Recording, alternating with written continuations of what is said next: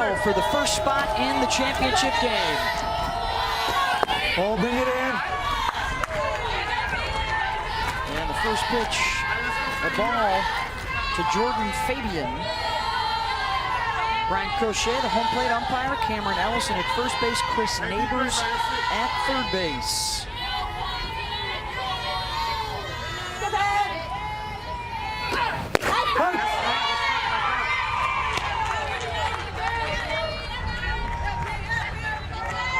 Penta out of Chesapeake City, Maryland. 25 wins this year, led the SEC. And the second year in a row for Maddie with a 20-win campaign.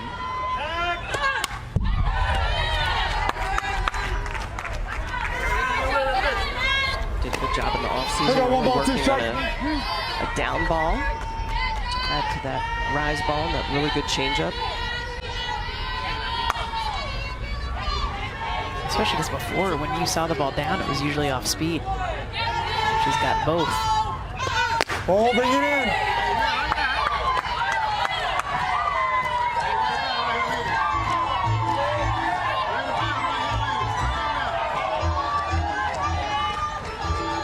Gamecocks have gone from a sub-500 record a year ago to 35-19 this season.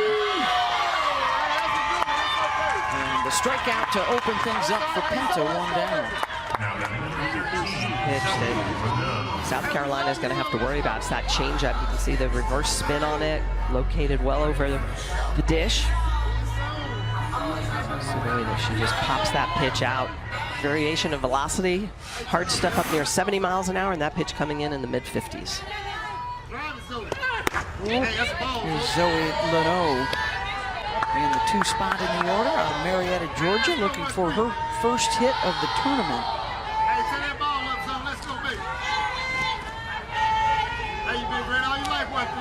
Going to be at a premium for Fabian and Leno here at the top of the order to try and get the ball in play. That strikeout of Fabian was her 6th of this tournament. Leno already has 5. So to advance, they're going to need a little more chaos from the top of their lineup.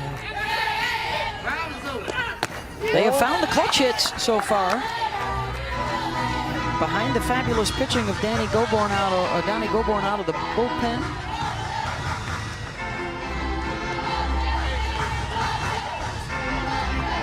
Interested to see what pitches that Penta's going to throw early to try and help her find a little better rhythm. She got knocked out of the game yesterday, struggled early, and then came back in late to close the door. She looked like her pitches were flat yesterday. She was throwing through her spins, and Mickey Dean has talked about that. You know, she's been a lot more mature this year and usually can make those adjustments, but struggled yesterday. Well, she talked about being tired at the end of the season, that she wasn't using her legs. Minnie, you know this. And she's like, I was all upper half, and when you're trying to do that, pitches don't have that same movement, that same spin, but it's not a light switch adjustment. Well, especially for rise ball pitchers, you really have to use your legs to get underneath that pitch. And when you're tired, you don't really lean back the way you're supposed to. You're a little more upright, so now you're throwing your rise ball from high to higher, and it's not believable, right? The hitters don't swing at it because it's non-competitive. It's high, and it goes from high to higher. When you use your legs and you really dig deep and you get underneath that pitch, you're throwing the rise ball from low to high, and that's when you get people to swing through it. Full count. And Leno draws the walk in a 1-out base runner. That last pitch, it was high, non-competitive. Just went from high to higher. Riley Blampede in the 3 spot in the order. Out of Cordell, Georgia. She's had a big tournament so far. First pitch swinging, they'll go for the lead runner, and the throw from Bryant sails out into right center field. And runners on second and third for the Gamecocks in an early threat. And this is one area where Auburn has studied has really struggled this year. That is the 10th error by Denver Bryant, most on the team. This is a routine ground ball that should be a double play, but the throw well offline. Rose Roach, the second baseman, cannot get that into the outfield. You can just see there's no reason why this throw shouldn't be inside and away from Roach. 10th error of the year on Bryant. And that is the 3rd error of the tournament. Holly? Well, literally just moments before the game started, I was chatting with Coach Mickey Dean and I asked him what is he most proud of this year and what have they relied on. He said, our defense. They have been fantastic all season long. Just 11 errors in SEC play, but getting into this tournament, he said, we had 2 errors yesterday. I just need them to shake it off and get back to focusing. As soon as that happened, he popped up in the dugout and went right out to talk to them. He knows he's got to settle them down because defense is their strength. They've got to get it together. And now with the number 4 hitter up, Anaya Black, 2 in scoring position as South Carolina tries to strike early. You know, post-game, Auburn, basically the theme was flush it. We got a win in the first round, but it was sloppy on both sides. And job number 1 coming in today was to clean it up. And now they find themselves trying to work out of a self-inflicted jam here, with a walk and an error to 2 of the first 3 batters.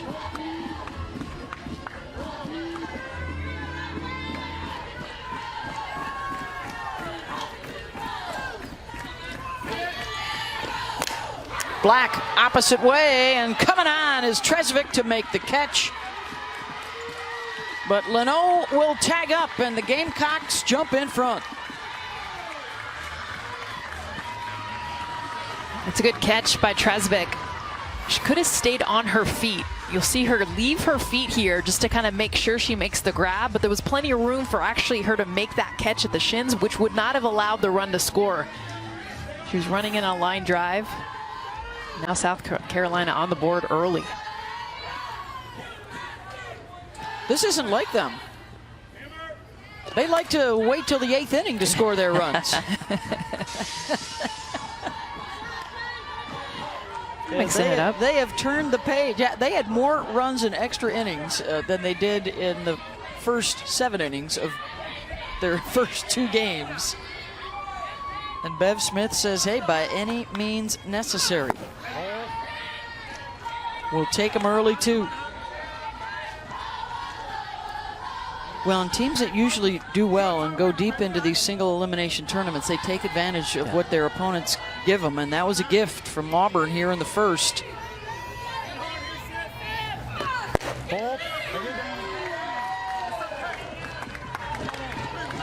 Yeah, to your point, Beth, you have to be opportunistic, and you know you're not going to get a lot of chances, so it is always situational. And when your opponent is giving you extra bases, you've got to plate runs. Julia Desiderio has an RBI opportunity. 2-2, or 3-1, excuse me, to count. Out of Hudson, Florida. 1 for 5 so far in the tournament.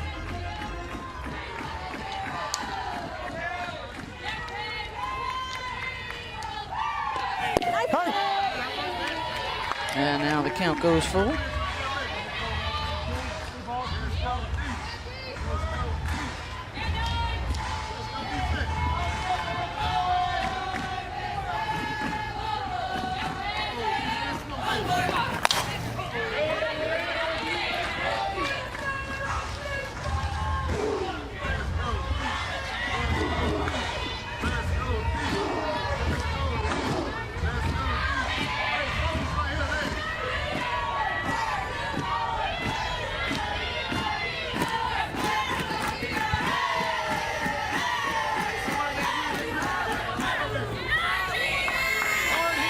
Another 3-2 pitch.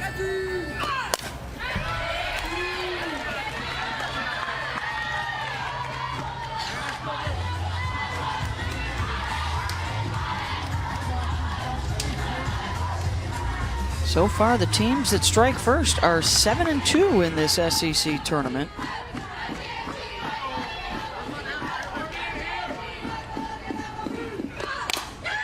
An event that has already featured 4 extra inning games and 5 upsets.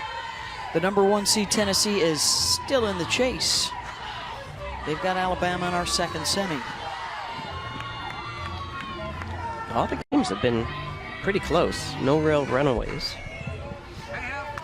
Even the ones that felt like they were going to be. Ole Miss, Georgia was 8-8 or 8-7. Yeah. And a hit batter. So the second freebie of the inning off of Penta. And she struggled early yesterday and some problems here early today. Yeah, that rise ball is just getting away from her. So it's almost looking more like a screwball instead of a rise ball. Instead of getting under it, her arm is coming off to the side, maybe her hips a little early.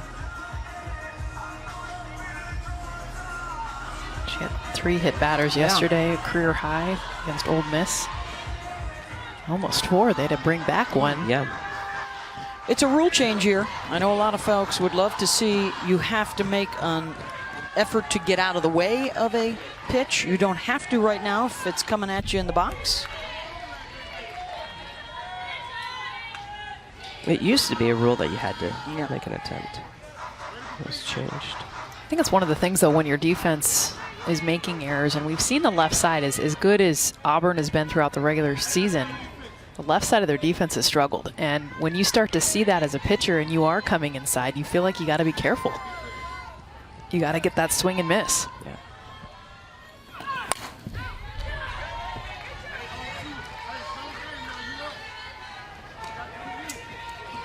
Florida's Skylar Wallace was the player of the year. Penta the pitcher. Carlin Pickens, we might see her later for Tennessee. She was the rookie of the year for the coach of the year, Karen Wheatley.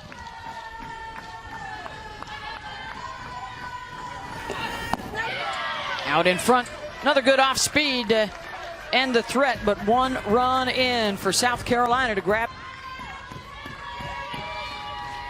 Carson got the start in the Texas A&M game, went 2 2/3, gave up a couple of hits, and did not allow a run.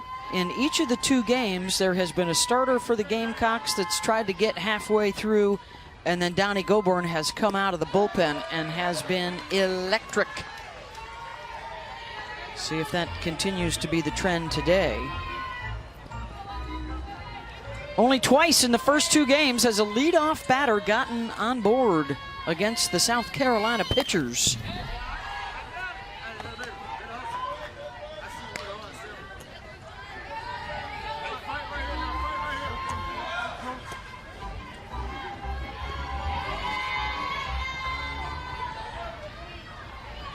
Peralta did lead off the game yesterday for Auburn with a base hit. I got you.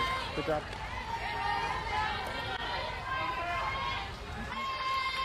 That last pitch is the changeup that Carson Oaks throws. It almost looks like an off-speed drop, but it can be a lethal pitch for her. Little flare, and that'll drop in for a base hit out in right field as we send it down to Holly Rowe. Well, guys, I caught up with South Carolina coach Bev Smith before the game to ask about her pitching plan. Typically, they've been going one time through the lineup and then bringing in Donnie Goburn, but today she's going to go with Carson Oaks because she has a great changeup. She can throw it at any time, and she felt like with the big bats of Auburn and the big swings that the changeup could be an effective weapon. She said the plan A will be to go for Oaks and then Bedenbaugh, bring in Goburn last as a closer and try to give her some good quality innings later in this game. But that's plan A. They'll always go to a plan B if needed. Good update, Holly. Thank you. And C and D and E. Whatever it takes. Well, and I do agree, too, because, I mean, Oaks, you mentioned Holly is the changeup, and for Bedenbaugh and Goburn, their best pitches are up. And so that complement and velocity.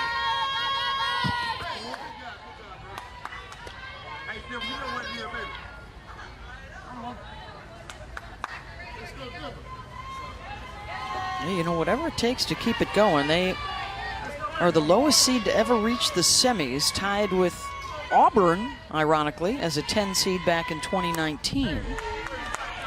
In this, the 26th SEC tournament, no 10 seed has ever reached the finals. And here is Denver Bryant. 2 for 4 against Ole Miss. Had to leave the game briefly. We had shots of her in the dugout with the ice packs on her midsection, re-entered the game and got another base hit. Chopped to short, they'll go for the lead runner at second, one down.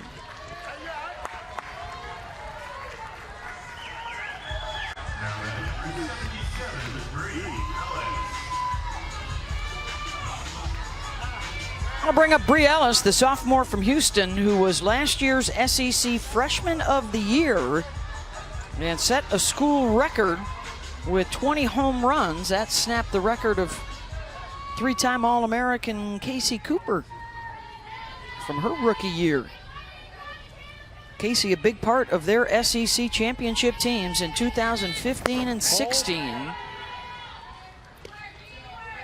That also resulted in trips to the Women's College World Series.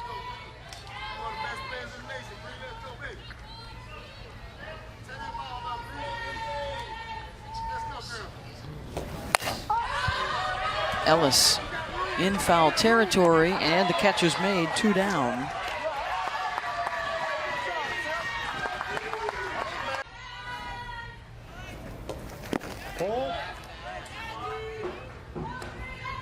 Down low to Isis.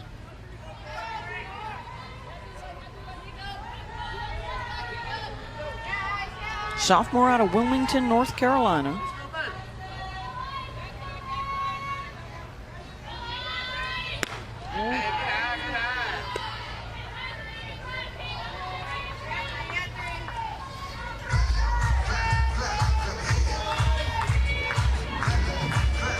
These two sides met at the end of April just a couple of weeks ago in South Carolina.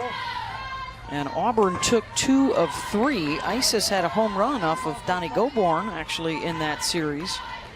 You want to talk about a wild ride. They had back-to-back no-hitters, 1 for each team in that series. In run rule victories. With Goborn and Penta.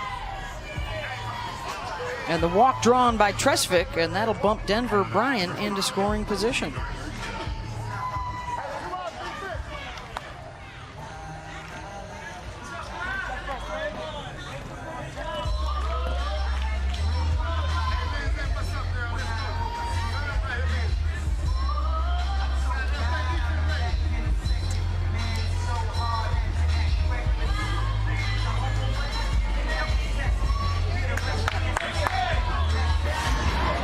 Coach was wondering if she attempted.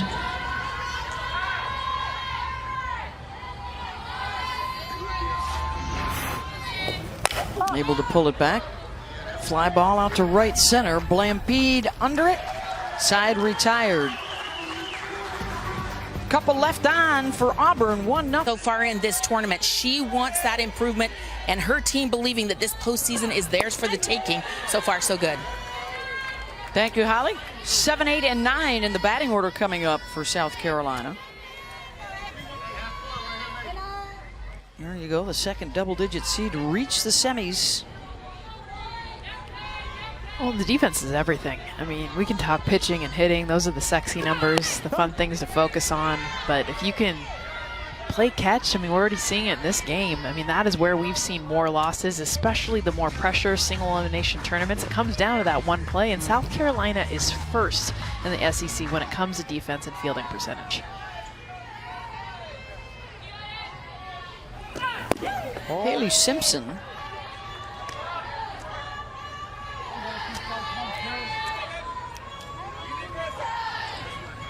One of just 2 lefties in the lineup today for South Carolina.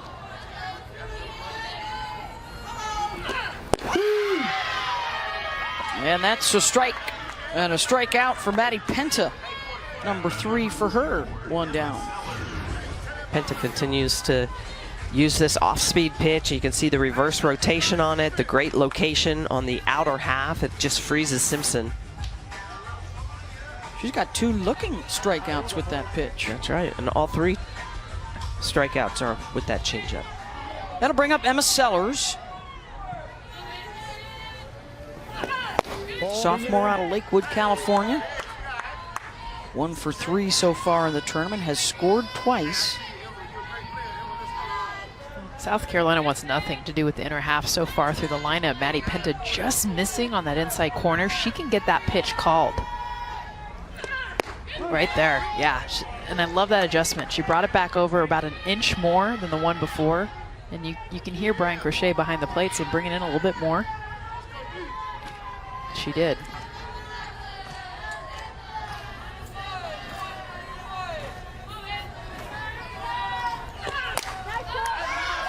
Pops her up.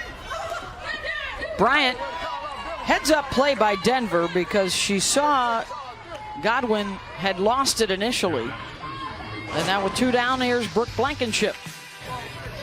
Well, this is the bottom of the lineup getting it done for South Carolina. And the way that they win ball games, they wait until extra innings for the big one in Blankenship. A huge one there. And she's got a great batting average, even though she's down here in the 9th spot, 317 on the season. Some really good numbers. We've seen that a lot. Kind of roll back over the lineup. That's her 1 hit so far in the tournament. So you talk about timely hits. The transfer from Florida State got it done there. They have tapped into the likes of FSU, Georgia, Washington in the transfer portal.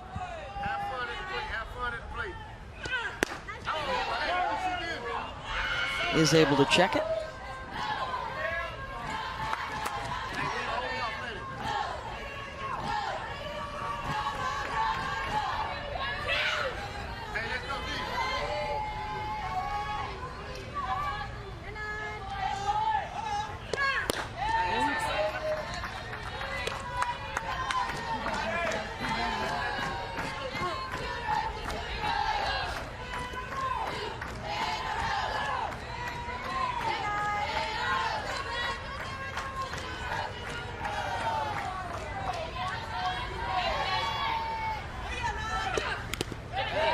Just got a piece of that. There's the dirty.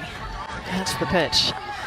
It was good. You know, we were talking to Skylar Wallace, an SEC Player of the Year and one of the best hitters in the country. Who's the hardest pitcher that you have faced this year? And she didn't blink, saying Maddie Penta because of that pitch. And you know when you're talking to one of the better hitters. It says a lot. Yeah. And I think the biggest thing is that she doesn't, there's no tells. A lot of times I feel like you could always, as a hitter, pick up something. When you have that big of a velocity difference, there's a slowing in the arm, a grip change. Maddie Penta, the deception of her being able to hide that pitch. That's why hitters are so out in front, because they can't pick it up until it's too late. And it's really been her changeup that's been on. The pitches that she struggled with the last couple days has been the rise ball. Slow roller right back to Maddie, and a 1-2-3 inning down the bottom of the order. What in the next 24 hours? Hope and get out. 6, 7, 8. You touched on it, Jess, but we are hearing instructions from the home plate umpire, you know, letting the pitcher know where that pitch was if it missed. Yeah. Got to pick it up. And letting the hitter know. I mean, I think about that too. Yeah. Okay, yeah. If she does bring it, I need to swing, because he's telling me right now he's going to call it. Yeah. And he says it on close pitches, so Yeah. that last pitch was high, and it was obvious it was high, and he just said ball. He's not Captain Obvious, is what you're saying. There's Jesse Blaine, 6, 7, and 8 coming up, with Godwin and Packer to follow.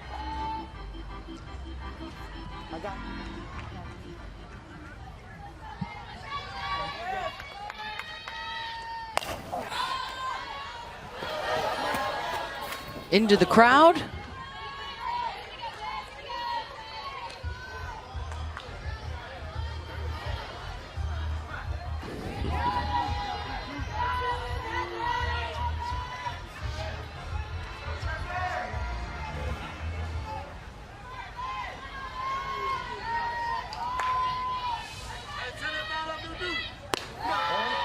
Full count.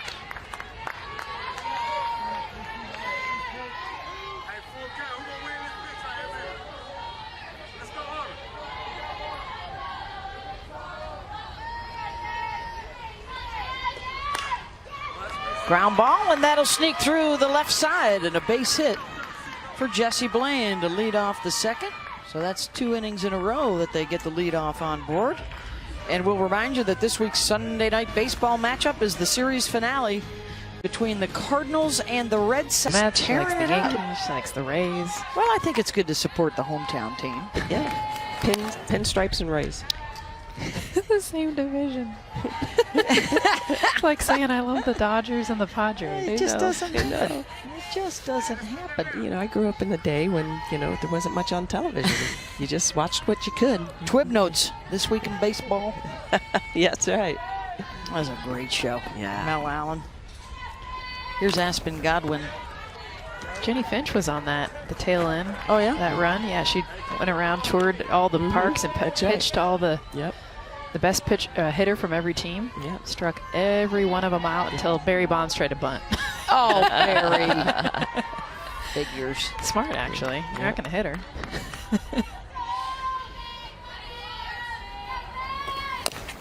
Foul ball staying in the box. Isn't that like bunting to try and break up a no-no? Yeah, exactly. And it's Unspoken, Barry huh? Bonds, too.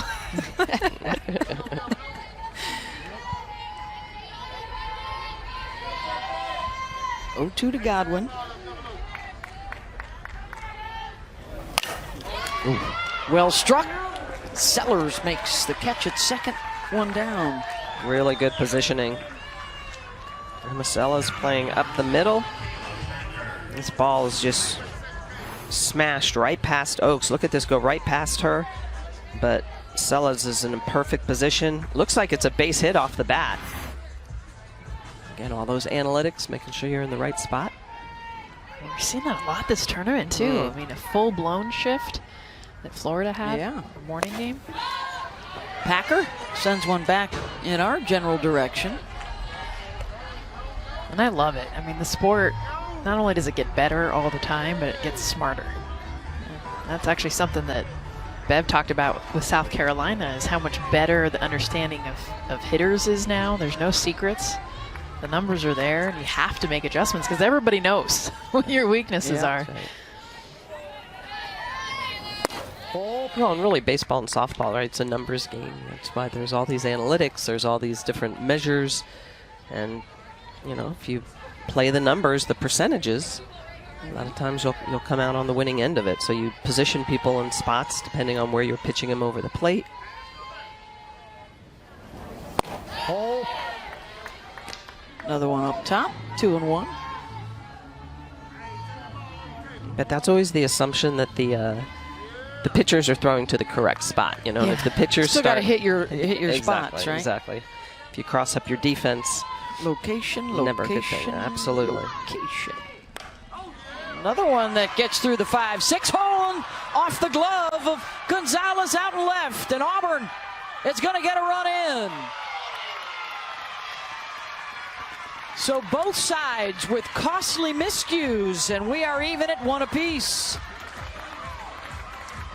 Marissa Gonzalez, who's been so good for this team defensively out in left field, makes a mental error. This is a hard hit ball, easy base hit, 5-6 hole, but no reason to slide. And because of that, it gets by her, makes it an easy ability for Auburn to come around and score. It's just the angle there that she takes, as you see how fired up Jessie Blaine is coming in. So a single for Packer, and then the run scores on the error. And Packer motored all the way around to third. And here's Rose Roach, the number 9 hitter. With 1 out, the infield's in, the outfield is in as well.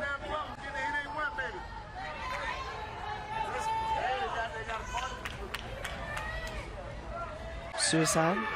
They're also leaning left to play against the snap. There's a huge hole up the middle for Rose.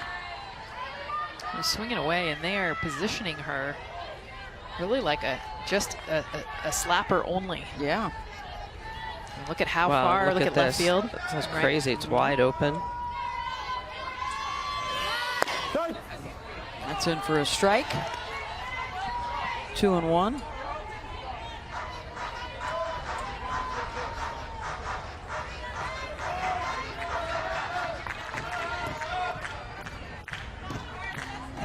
It's only her 36th at-bat of the season. And Roach gets a hold of one, drives that deep. Simpson goes back, and it's off the track, and a run will score. So they play her to slap, and she bashes it. And Auburn has the lead as Packer cruises home. You know, we were just talking about it too. It was like the defense is playing Rose Roach like she only knows how to slap, but she's standing in to hit. And look at out in right field, Haley Simpson, how pulled in she is. And then the swing away, they pitch her right inside. This would have been a fly out, but she's got a long way to go. No way she's going to get there. Nice job by Roach, proving them wrong. I can swing away too. Rose Roach with just her 7th RBI of the season. And a quick hook, the pitching change coming for South Carolina. Move on to Bailey Bettenbaugh. Bailey got the start yesterday against Georgia and worked 3 innings. And after they grabbed the 1-0 lead, they now trail. And it's the bottom of the order for Auburn getting it done. They pass the bat back up to Peralta at the top. She singled her first time up. She too now with an RBI opportunity. So South Carolina gets its run in, aided by an error, and now Auburn gets its 2 runs in, aided by an error. Great view. Oh, they see the championship game in sight. Still a long way to go. Those are mighty strong binoculars.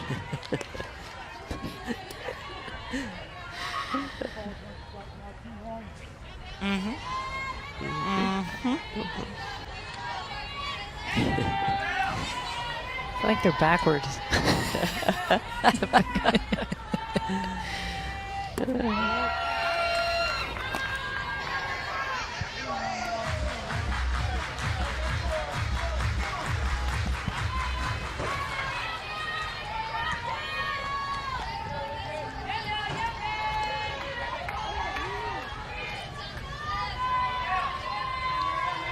Peralta with that big open stance.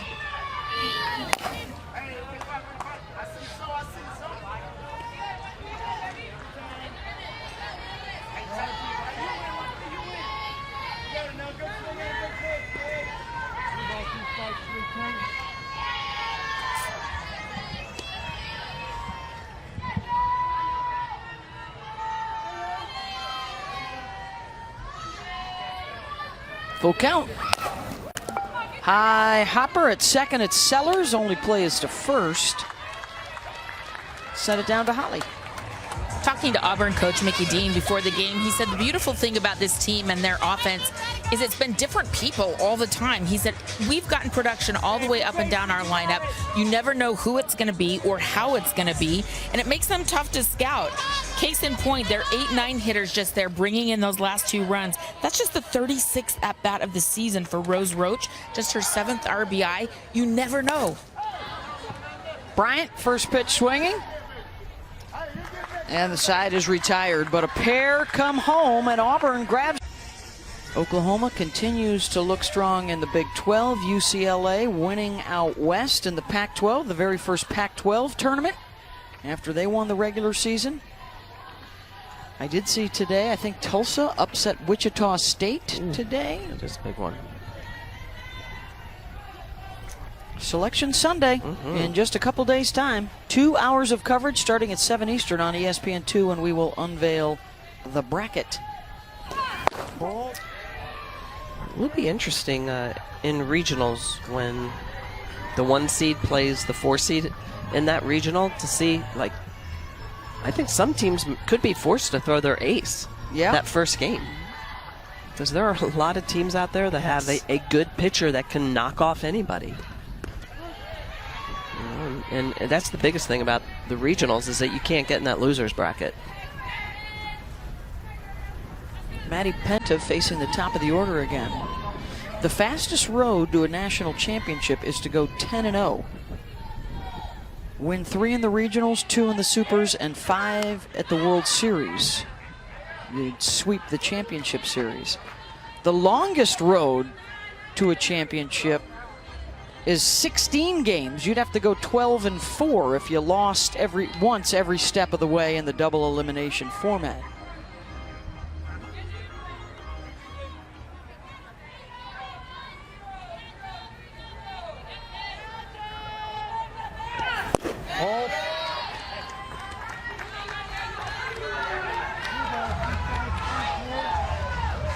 Fabian struck out looking at that off-speed pitch her first time up, and now another full count. Pitch count's already approaching 50 here in just the third inning. Off the end of the bat, one down. Last week and talked with Brittany Griner since her return, first time since her return from Russia, and she is in really good spirits. She has an army of people around her who are supporting her, from sports psychologists to nutritionists to strength and conditioning coaches, as she tries to gear up for her return to the court. And you know, it's going to be a slow process. She's not going to be back to MVP form right away, but she's in great spirits and can't wait to see her playing basketball again. Yeah, of course, she'll be teaming with Diana Taurasi again out in the desert. Huge moves around the WNBA with big free agent signings in Las Vegas and New York, the two front runners, as the season tips off next weekend. Yeah, Holly's doing double duties. 3 games today, and in between she's doing interviews and for WNBA, and I feel like I'm all up to date on the season starting, just hanging around Holly. Finding out Donna Deladon's a huge softball fan. She's going to come to OKC one of these days. Here we go. Zoe Leno.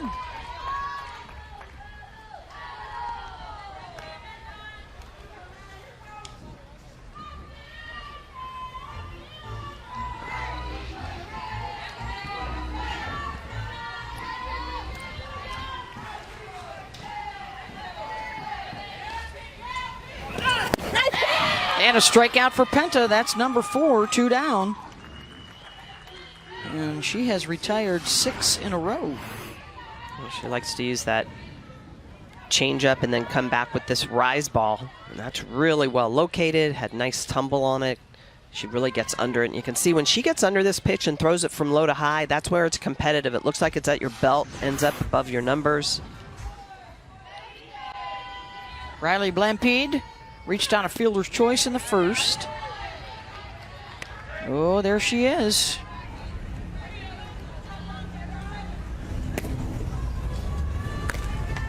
She's been the closer for the first 2 games of this SEC championship. Donnie Goborn. No stranger is she to close games. Well played at short by Peralta, and it's back-to-back 1, 2, 3 innings.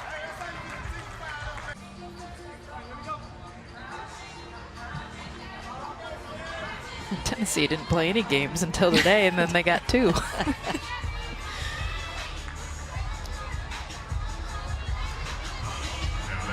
Yeah, the Volunteers 4-0 winner over Florida in a game that started this morning and then headed back to the hotel to chill, and now returning for the semifinal.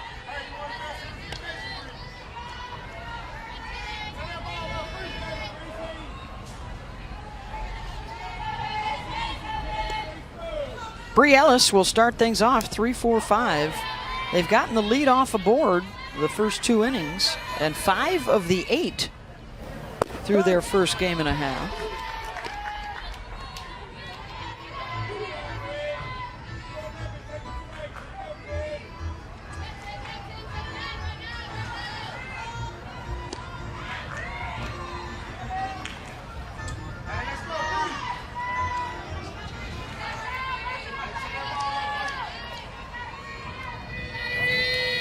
Ball. 0-2, she doesn't chase. Look at the respect they have for how hard Bree Ellis hits the ball.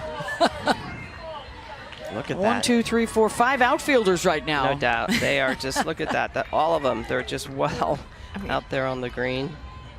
It almost makes you want to think, like, God, if you just lay down a drag. Exactly. Slow roller to Leno, plenty of time. 1 down.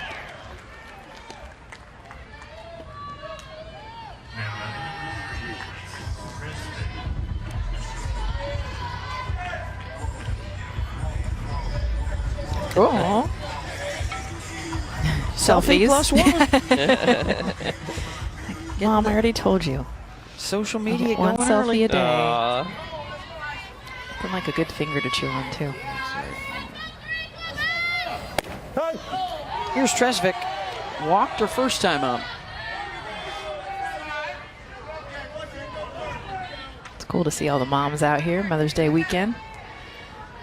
Good place to be. Bring your daughters, That's right. your baby boys, whoever it might be.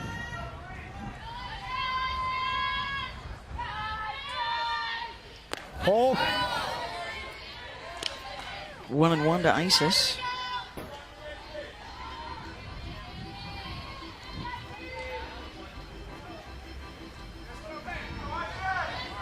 Second time through the order, but the first look at Bettenbaugh, who came on in the second inning.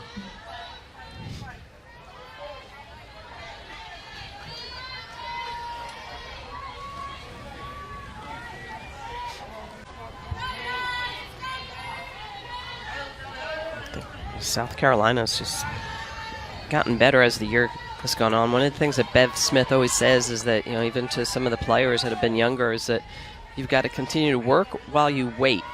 And that's been her message. It was her message to Mercer Gonzalez and to a lot of those younger athletes that maybe last year didn't get a lot of playing time.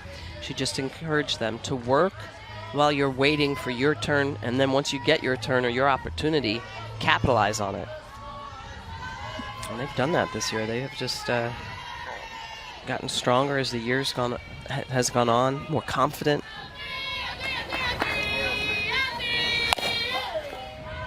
Grounder to short, and that'll nick off the glove of Blankenship. Second error of the ball game, and then Tresvik tripped on the base at first.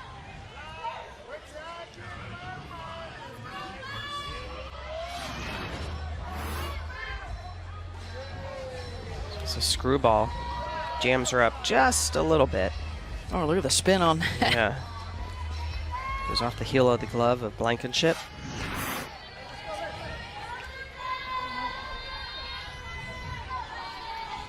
So that's a couple of miscues through the first 3 innings for the best fielding team in the league. She was trying to get that on the run instead of fielding, especially when it's got spin.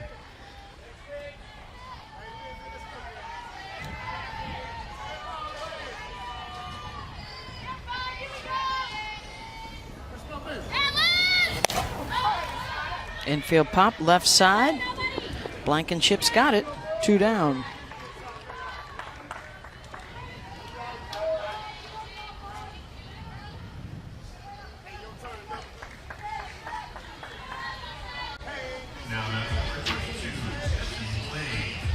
Here's Jesse Blaine. Singled and scored in the second inning.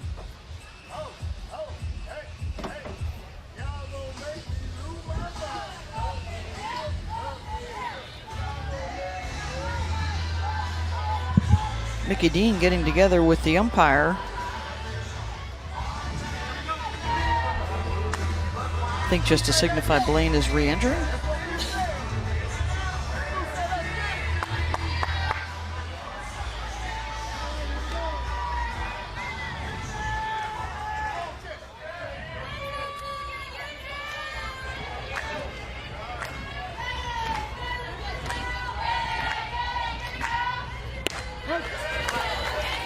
In for a strike.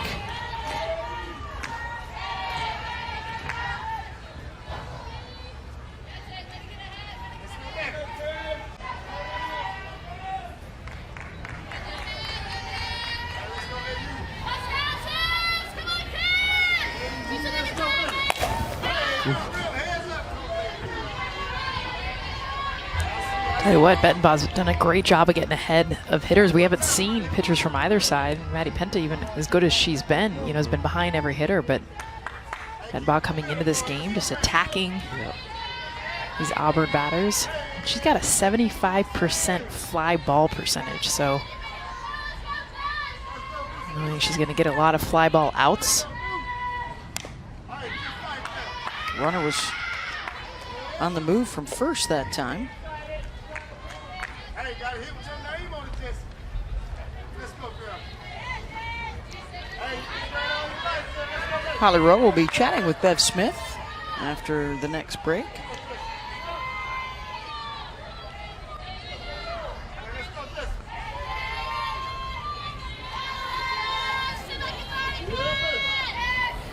Oh, Missed away. Snap throw down to first and close.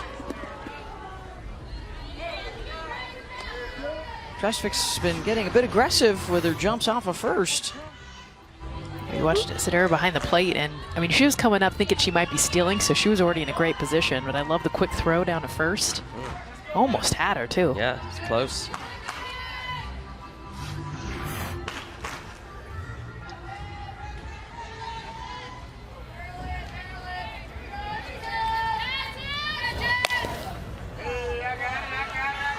Another one pulled foul. Bettenbaugh's been very good on that inside corner to all these right-handed hitters for Auburn. It's kind of been the tournament, right? Yeah. We've seen so many righties just go after these right-handed batters, get him in on the hands.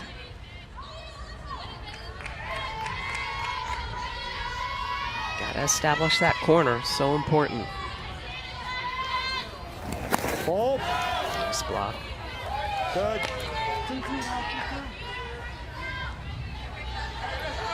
For the Auburn Tigers, you see the 6 through 9 hitters are 3 for 4 with the 2 runs scored. Blaine and Packer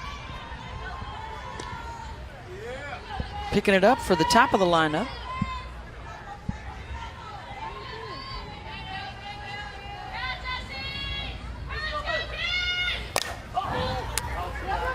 Reached for it. Fabian's got it behind the bag at first.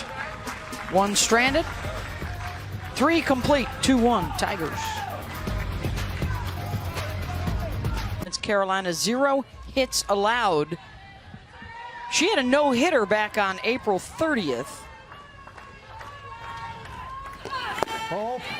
And that came a day after Donnie Goborn had a no-hitter on April 29th for the Gamecocks.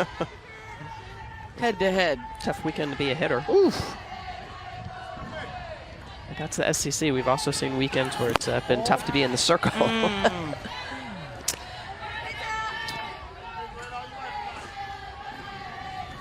Equal opportunity destruction in this game that we love to hate and hate to love sometimes. Well said. It's also an interesting, game plan that you see the evolution of the game. And Bev Smith, there's no secret. Donnie Goborn is one of the best pitchers in the SEC, especially right now. She's only gotten better and better, but she's not coming in this game until they have a lead.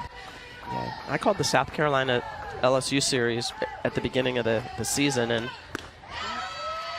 Donnie was just starting to really rev up, and it's amazing how, she's just kept improving.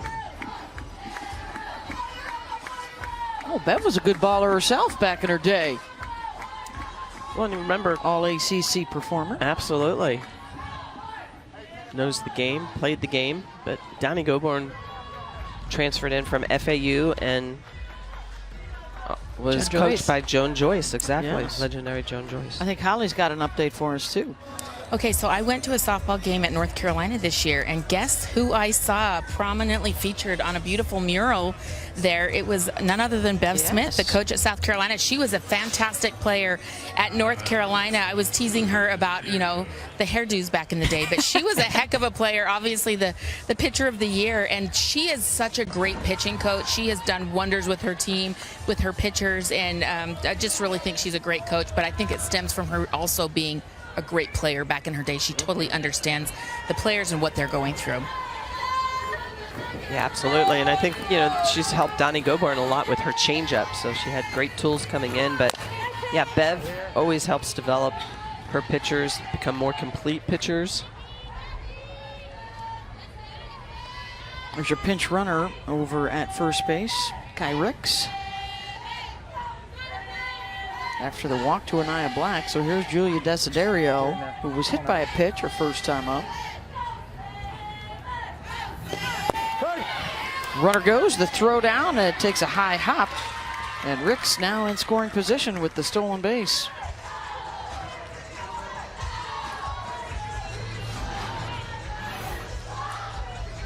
low throw. Watch it, how close it almost gets Penta. That's why the high hop off the gut of Peralta. No balls, 2 strikes, 0-2 now. 0-2's the count.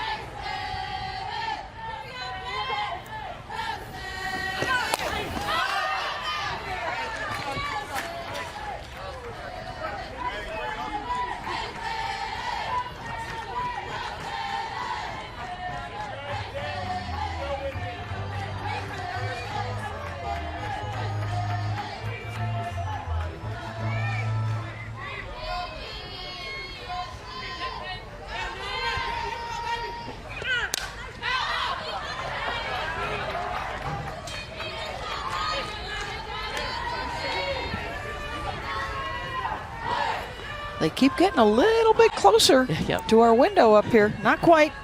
You guys are like the little girls that were out in the outfield just waiting for the ball. Exactly. Any kind of foul ball, you guys are jumping out the window. Well, I mean, we've got one of the greatest outfielders ever to play in the middle of us, so we figure you're going to make the catch. She leans you guys are like elbow. You do she lean leans back. Because it's not even close. You guys are like coming out the window. We always lean in first, and our first step should be back. Is that correct? Yes. There we go. Yes. Oh, you're learning something. I'm learning. It's been 20 years, but getting there.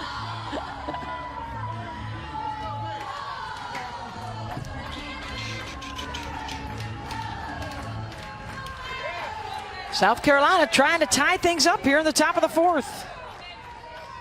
2-2 to Desiderio.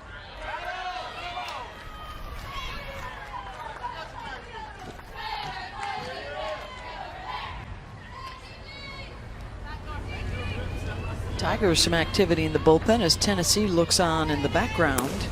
Shelby Lowe. Lefty Lowe.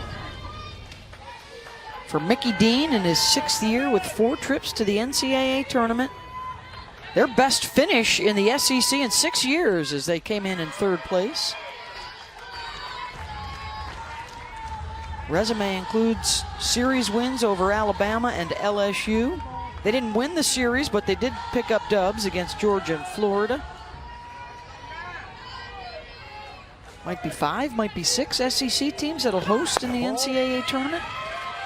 And the 2nd walk in a row. Well, Maddie Penta wanted that one. You can tell she is starting to tire, and that has been the corner she has had a hard time getting the calls for. It's that inside drop ball, and you see the location of this pitch. We've heard behind the plate, just bring it a little bit more in because it is off the plate. But look at the reacts from Maddie Penta. She's ready for the strike 3 call. Wanted to definitely show her emotions. So that's her 7th walk already in the first couple of games here with 4 hit batters. Stayed warm pretty quickly with some conversations going on with her head coach Mickey Dean to keep her ready if they needed to bring her back. But it's Lowe moving forward here after the 2 straight walks, 2 on with nobody out. And the Gamecocks have the tying run at second base.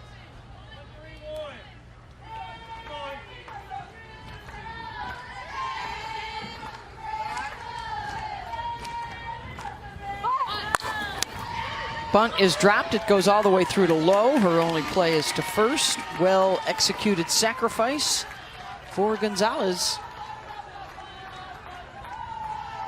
15 for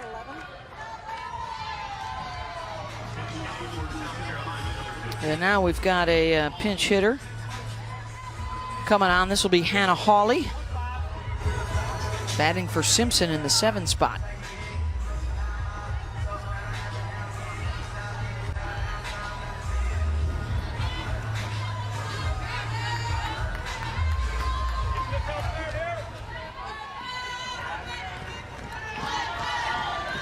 Defense pulled in for Auburn, trying to keep the lead. Ball.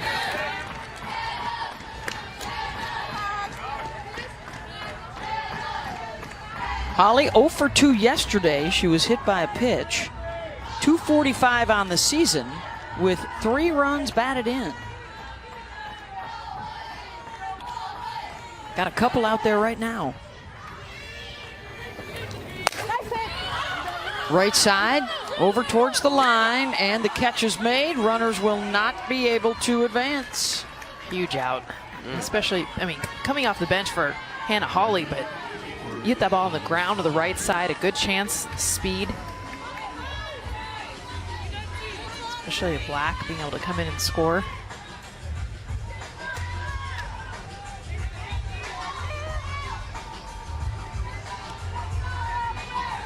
Emma Sellers now in the 8th spot, popped up to third base back in the 2nd.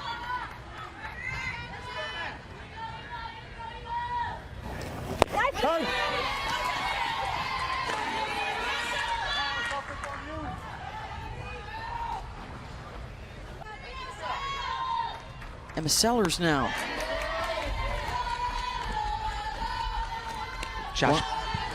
Josh Bloomer, the hitting coach for South Carolina, came over. He was at Duke for about 3 years, and one of the things Bev Smith told us is that he's not a big home run guy. He said he wants their team to lead the country in doubles, more gap to gap, trying to get them to hit for average, barrel the ball up.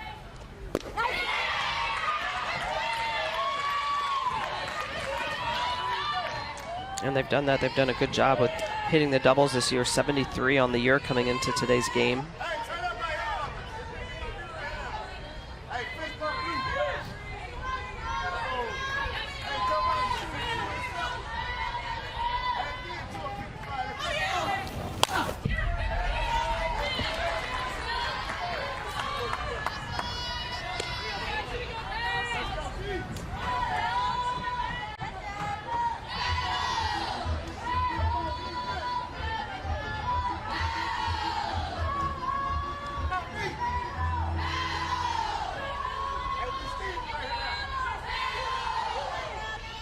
Another 1-2 to Emma Sellers.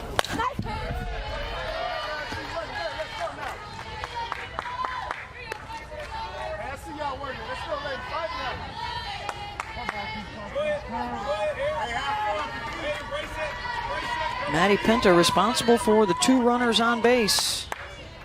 Walks to open up the inning, and now Lowe has retired 2 in a row.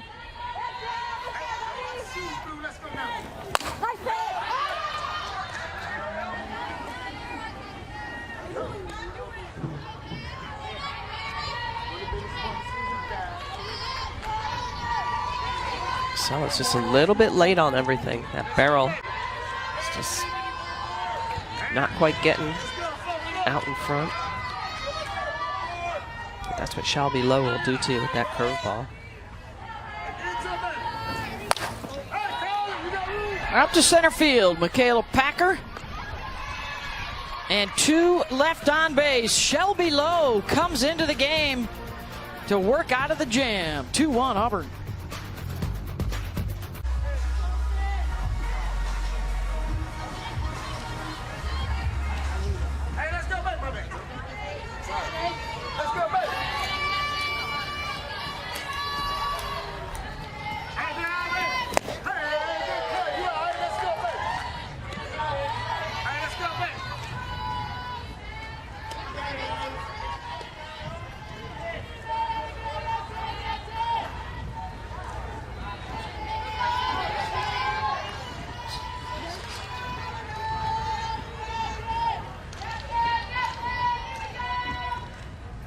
Ball. Hey,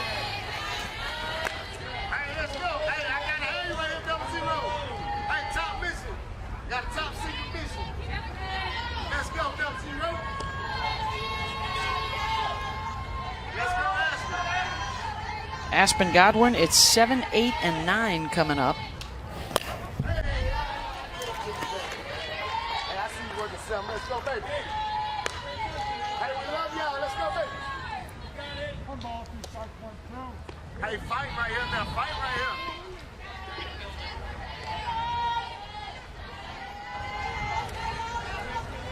One, 2 to Godwin, lined out to second base back in the 2nd inning. Ground ball to short, and it's off the glove of Blankenship again. Second error of the day for her. Yeah, that ball's hit hard, but that's definitely a fieldable ball. Doesn't quite get her feet in front of it. So you can see she starts to lean and almost dive for it instead of moving her feet to try to get in front of that ball.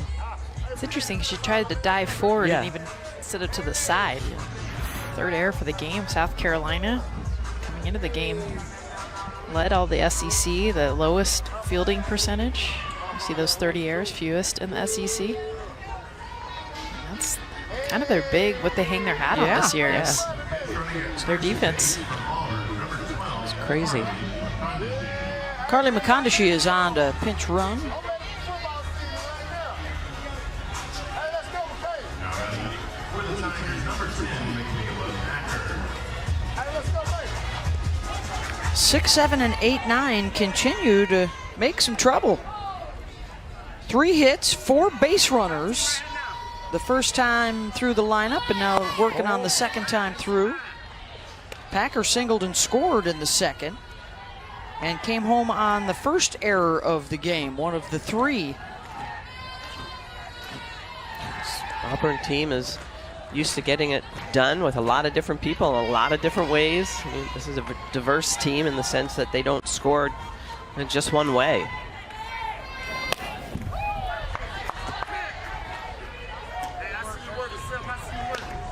Kiki Malloy signing some autographs. Those are Gloves Girl. Those are our Glove Girls from earlier. Right. Atta baby. Well, I don't think they caught any fly balls, but they're catching some signatures. There you go. Hey, let's go, baby.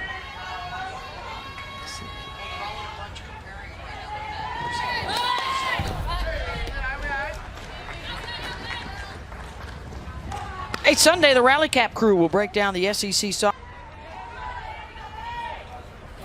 Hey!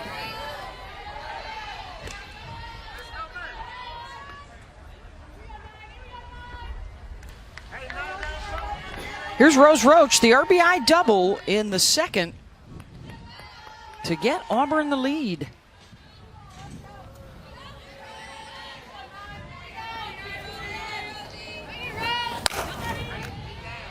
Slashes that one out to Blampede. Throw back into first base, almost got the base runner.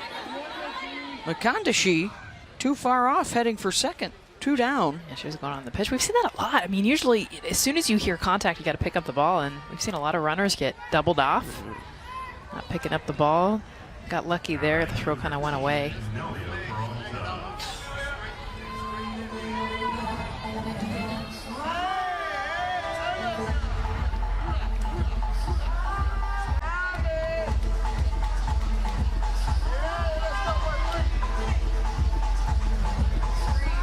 SEC, and she has slowly gotten there. Didn't start the season that way, and Bev Smith, their staff has done a great job. She is fun to watch. Both pitching changes come at the top of the order, which would lead you to believe that that might have been the plan coming in that Bev Smith shared with Holly Rowe. Especially after an out, usually you know that it's when a pitcher's doing well. It's not after a big hit. The plan was for Donnie to come in.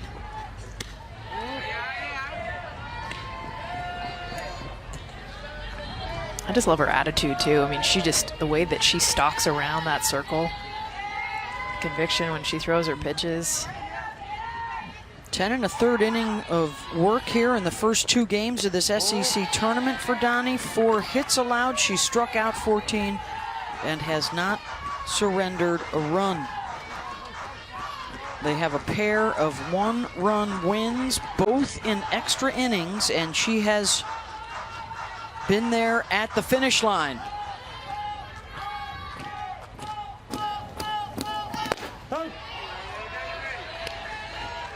Peralta's 1 for 2, the single coming off the starter, Carson Oakes. Hey, something so out right here, baby.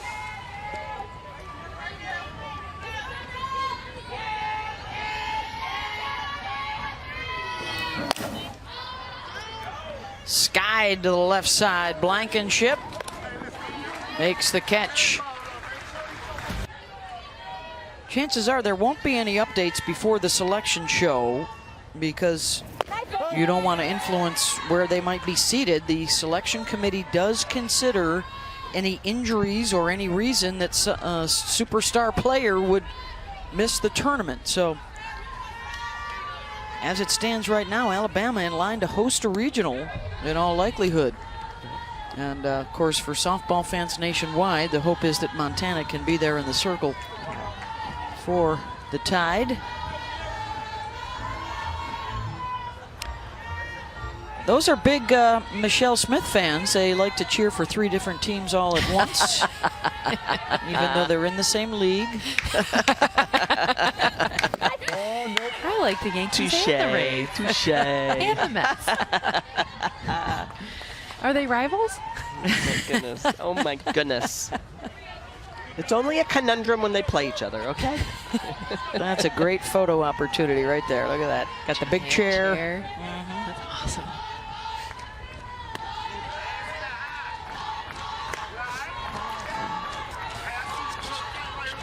Shelby Lowe is back out there, the second pitcher of the day for Auburn. She got 2 big outs to end a threat in the last inning. Gamecocks still hitless. I repeat, hitless in the ball game, even though they've got to run up. They have in their 2.5 games now 4 runs on 8 hits. 2 runs in regulation, 14 innings, 2 runs in 8th innings. And that is deep center field. Packers got it. She has been stellar out there in center field, chasing down fly balls. 1 down. Back to the top, so it's the 3rd time around now, Jordan Fabian. I haven't seen a lot of home runs. And we talked about coming into this tournament, highest elevation here in Fayetteville, and thinking there's going to be games where we're going to see 5, 6, 7 home runs in a day, and it's been quiet. Yeah, it has been a little quiet. Well, a real credit to South Carolina. Big reason why, because the top home run hitting team, Georgia, they held them to 1 lone single solitary run yesterday. Yeah.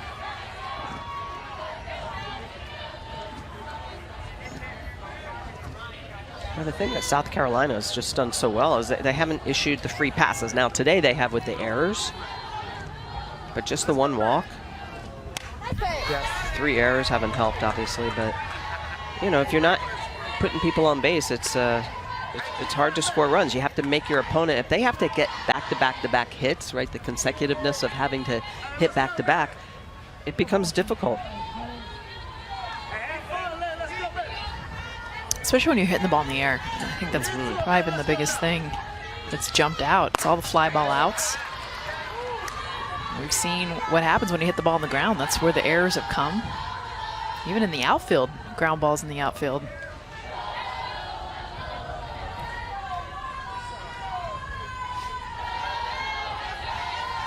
Lowe's up here, 1-2. And a swing and miss. Her first strikeout, 2 down. Shelby Lowe has a very good curveball that she can throw low in the zone, but this is a rise ball that also has some run in and some movement up through the zone, so she'll start this on the outer edges, and you can just see the way that Fabian is going to pull her head, swing through that pitch. Big strikeout for Shelby Lowe.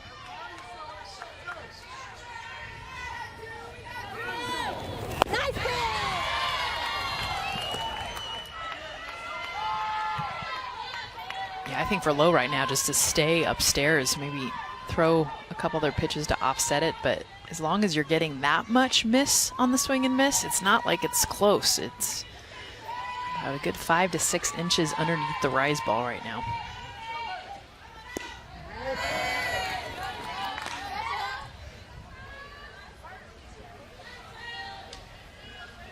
Yeah, Shelby Lowe and Maddie Penta are a great mix because obviously one's right-handed, one's left-handed, but Lowe is more spin speed, and Penta's more pitch speed.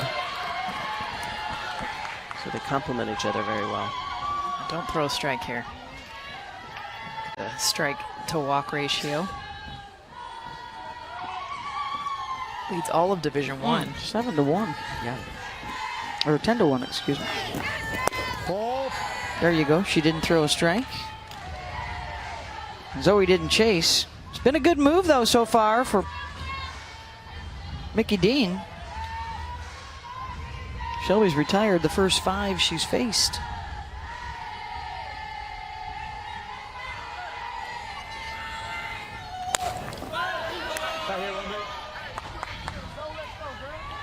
Son- And a called strike 3, back-to-back strikeouts for Lowe as she set down 6 straight. Shelby Lowe using that rise ball to get the strikeout. This one on the curveball, just so much movement and spin through the zone. Shelby Lowe getting it done for Auburn as they pick up the bats. I love conviction from pitchers. Talk so much about velocity and the movement.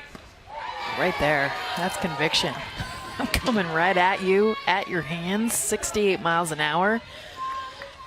There's a fearlessness that you can't teach, and the great ones have it. And she just rears back and throws, and sometimes she misses her spots, but she almost has that effectively wild component to her, where she's not quite 100% sure where the ball's going, but it's going to be scary. A wild thing. Yeah, wild thing. It is effective, too. Smitty had it, but it was with her hair. Wild red hair, flames coming at you. Inside corner to Denver Bryant. It's 2, 3, and 4 in the order. Denver Bryant just missed her last at bat. She had some good swings. There's a different pitcher. Now faced 3 different pitchers in this game. Oh, there you go. Effectively wild. Okay. Yeah, she's like, oh, get off my plate. Having a laugh with Denver Bryant. Whoop. Wow.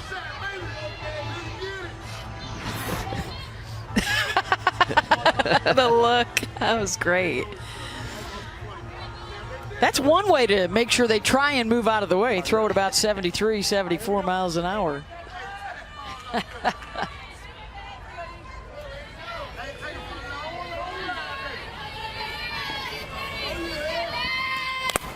Oh, just missed. I liked her swings in this game. I'll tell you what, after taking one almost off the chin, come out swinging. I think that'll be the best pitch she sees, though. That was right down the middle. Oh, she tried to get her with the off speed. They're giggling at each other. Oh, I love it. That's what we came to see right here. Who gonna win it right here now? Hey, them, I got my money on you, baby. Thank you. Hey, who gonna win the battle?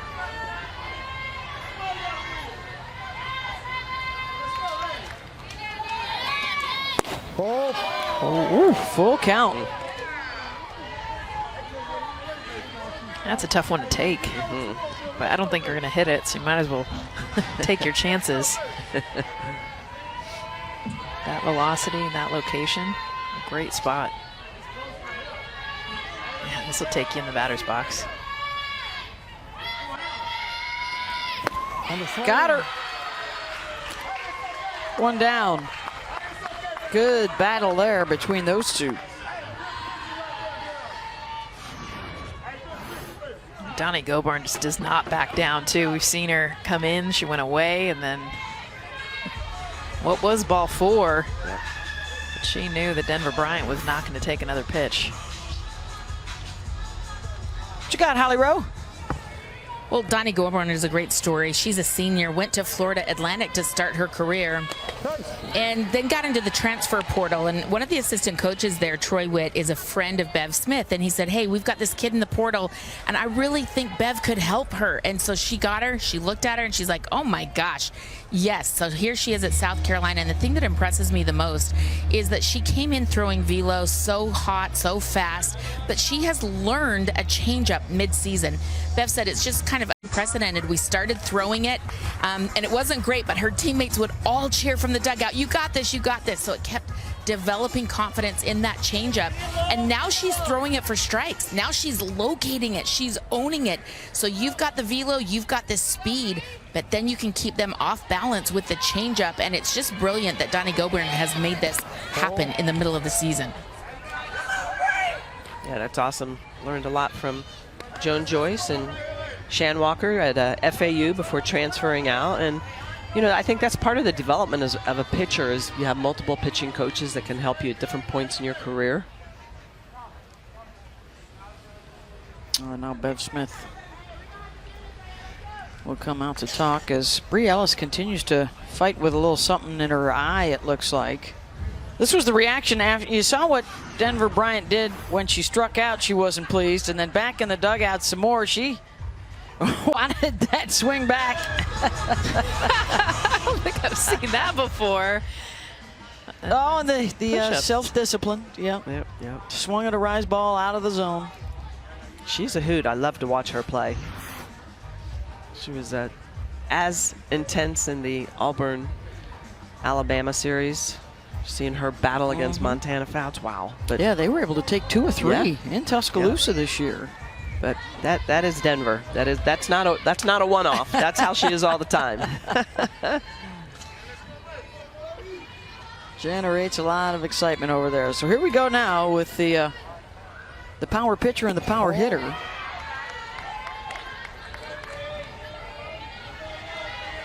They've gotten Ellis twice and kept her in the infield both times.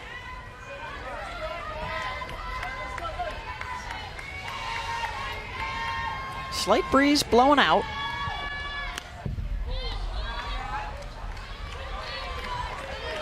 Try to hold up, got the barrel.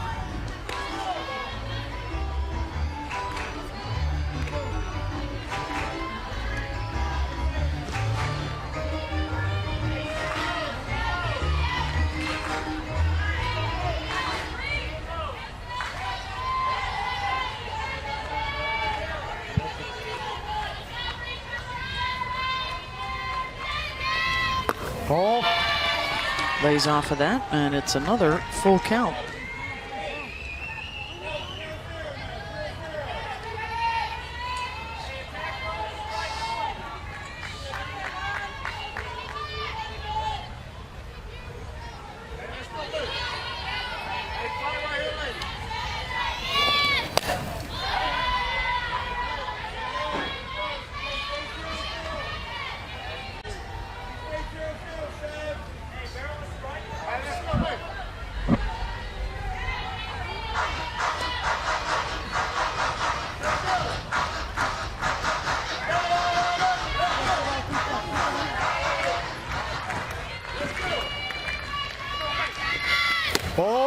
Ball 4, Ellis draws the walk.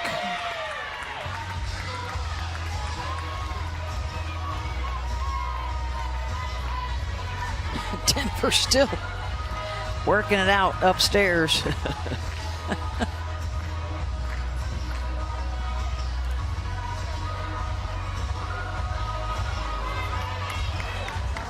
Look at a pinch run around here for Ellis.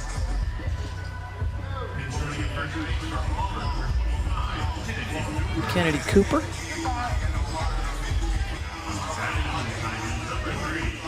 Ellis can re-enter.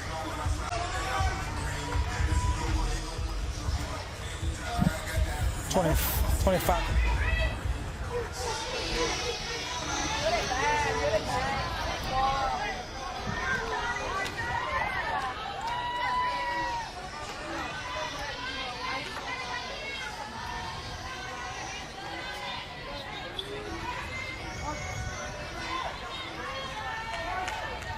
There's Isis Tresvik. Walked in the first, reached on an error in the third.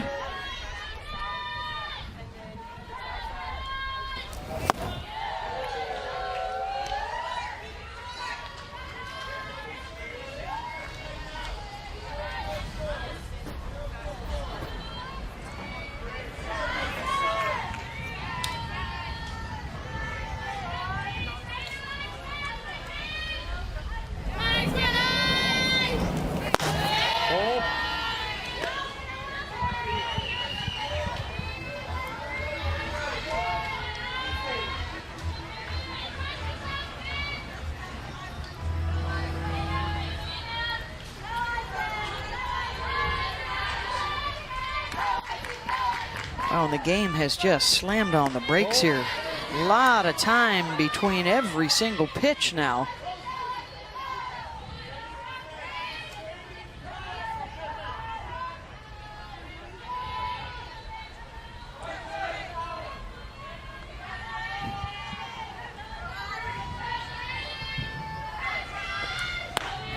Swing and a miss.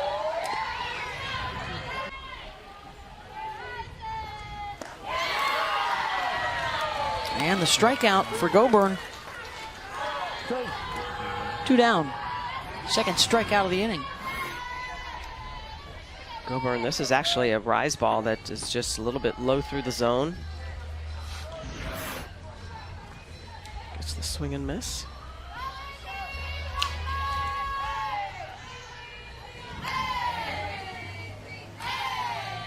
Here's Lindsey Garcia.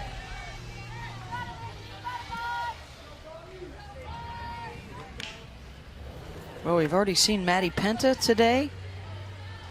We saw Montana Fouts last night. There is the SEC leaders in whiff rate, way above the D1 average. D1 average, 17.5%. Some other good ones, Megan Framo, Kelly Maxwell from Oklahoma State. I love when you get to see the average. It puts it in perspective. Yeah. I mean, 30% whiff rate sounds great, but knowing that it's almost double what average pitchers across D1 are doing. And you see it with the stuff. I mean, anytime hitters are missing on pitches down the middle, you know, it's not just velocity, but there's movement, and it's late. Well, that's always the key, is the late movement. I always tell pitchers when I'm working with them is that if you can see the ball move, the hitter can see the ball move. And if the hitter can see the ball move, they can make adjustments. So you want that movement to be when the hitter's already committed in their swing path, right? So that's that last 2 to 3 feet. She's gotten 5 swings and misses in these last 2 strikeouts this inning, has Donnie. Good time for the off speed. Tell right now that Garcia was guessing on that last one. Anytime you're ahead of 72 miles an hour, you were sitting fast.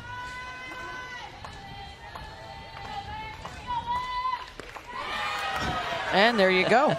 Lost the bat and everything. Auburn with 3 strikeouts in the inning. I would have been sitting change up on the. Thank you very much, Alyssa. As we move into the 6th inning.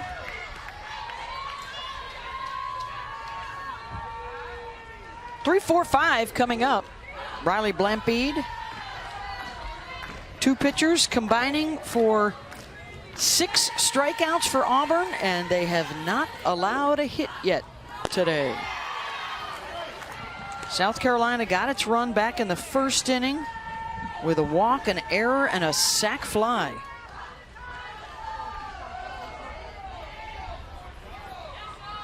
Shelby Lowe is throwing 70% strikes right now as she starts her 3rd inning of work.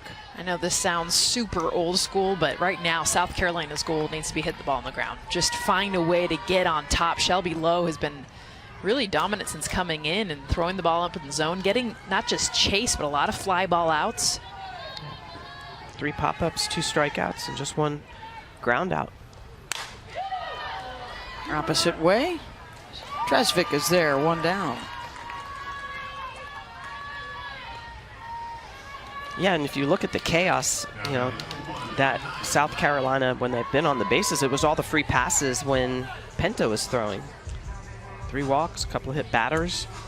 And honestly, a weak ground ball that got things rolling. Yeah. An error that was made, but when it's on the ground, you got to do multiple things right to get the out. In the air, I mean, you just saw it. I'll tell you what, with Tresvik on that fly ball, I mean, she was like, can of corn. Can of corn, exactly. Can of corn. I could do this in my sleep.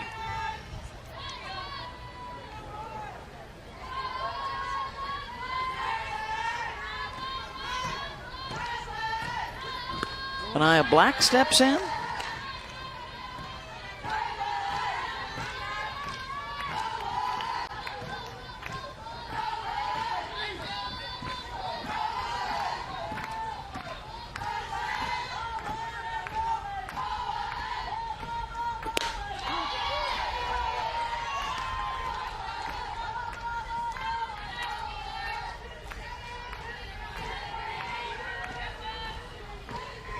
Anaya had that sac fly in the first, walked in the fourth.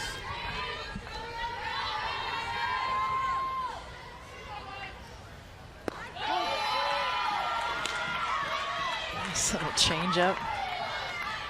Black wanted nothing to do with that pitch. What I like about Shelby Lowe too is she's ready to go. Yeah, she gets on the rubber, she gets the sign, and she is like, I'm coming at you. Yeah, efficient.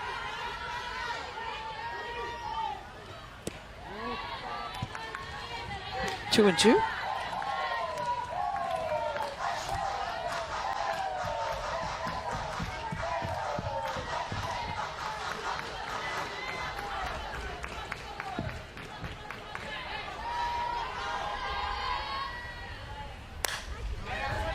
Out in front.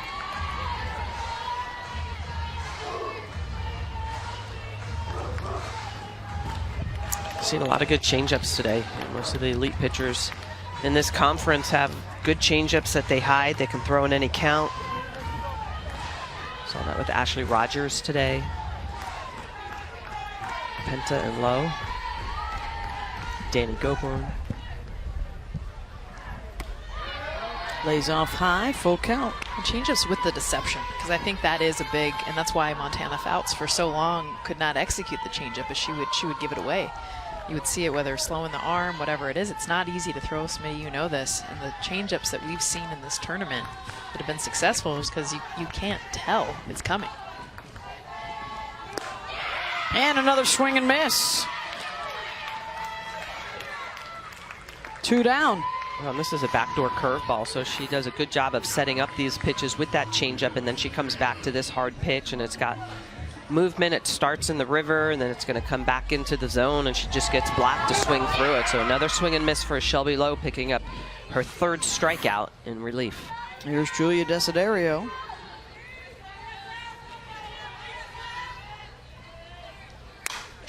And rips one back up the middle and breaks up the no-no. First hit of the day for South Carolina. Just don't leave the changeup up in the zone. And a nice job by Julia. Seems something she could poke.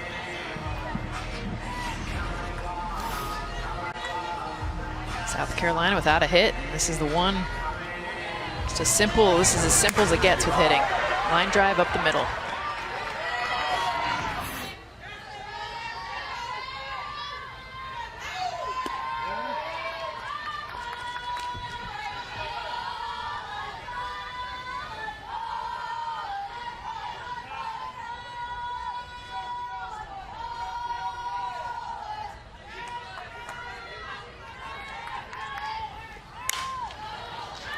Deep fly ball and back towards the track, and the catch is made. Tresvik tracks it down. First hit of the game for South Carolina, but that's it. 2-1 to the bottom of the 6th. Take some swings first.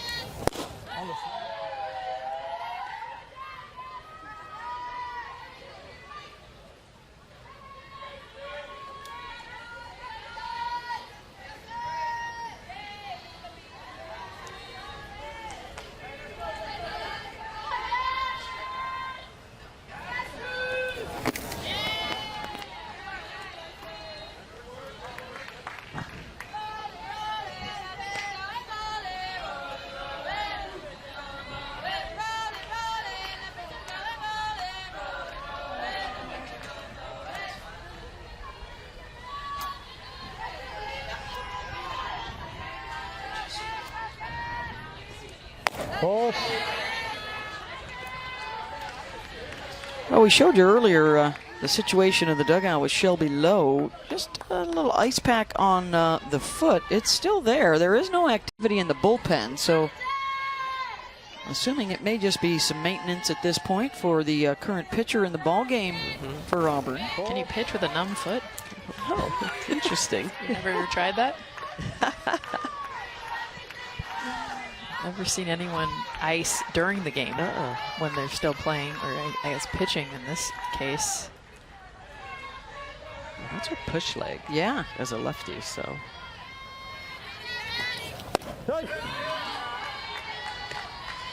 Here's Jesse Blaine.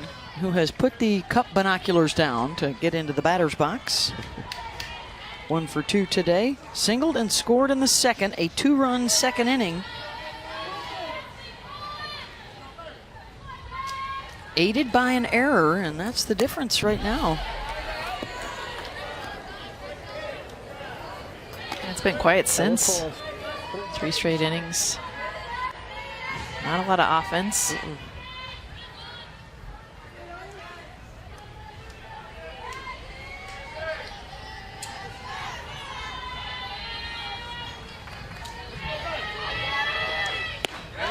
Inch draws the walk. Let's go down to Holly Rowe. So the biggest fan of South Carolina softball, many people know, is South Carolina women's basketball coach Dawn Staley, and I know for a fact she is watching right now.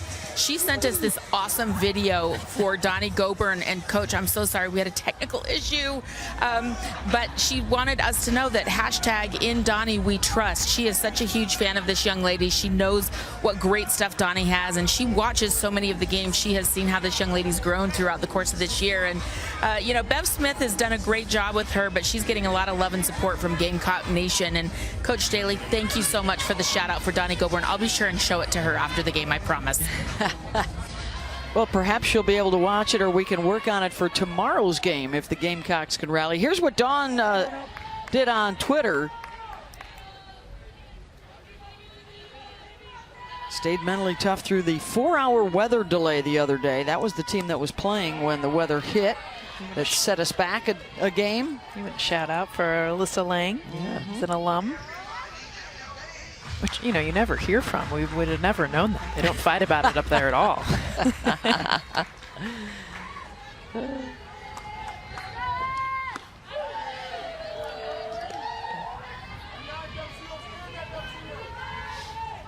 Pinch runner, by the way, is also a pitcher.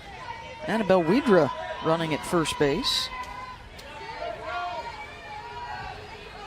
They may have used every other pinch runner. It seems like everybody that's been on base has been run for the Tigers. Due up in the 7th, by the way, which would be the last chance for South Carolina. It's the bottom of their order. Winner of this one has a date with Alabama or Tennessee in the championship game tomorrow. That second semifinal will start about 25-30 minutes after the conclusion of this one. And we'll keep it right here on E2. Twitter. Maybe just updating his Twitter feed. There you go. Checking on all the other games going on all over the country. Well, as good as Donnie has been the first 2 games here, it's a labor of love right now. She's faced 7 batters. 5 of them have gone to 3-2 counts. She's only, or excuse me, 3 ball counts. She's only gone 3 days in a row, though, pitching twice this season. Even though she's coming out of the bullpen, she's still pitching the bulk of the games.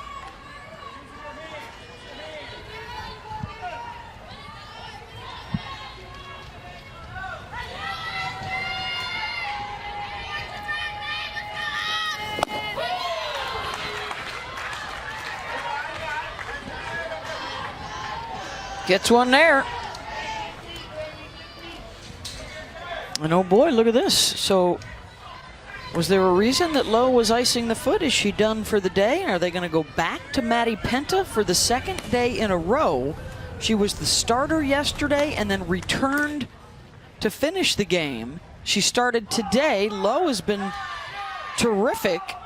I guess we'll have to see who comes out for the 7th. Yeah. Lowe at times this year has been on a pitch count, but I'd keep her in unless she got into trouble. She looked good. Yeah. You can just see the numbers for Penta, you know, the struggles that she had. To me, most specifically, are the base on balls per 7 inning. Only 1.6 in the regular season, 7 here in this tournament. It's really been the free passes. It's not that she's given up a lot of hits. In fact, she didn't give up a hit at all in this game.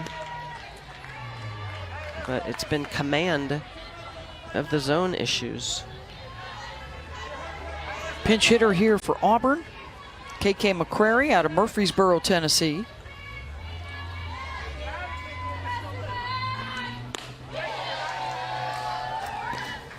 Rise at the eyes, 1-1.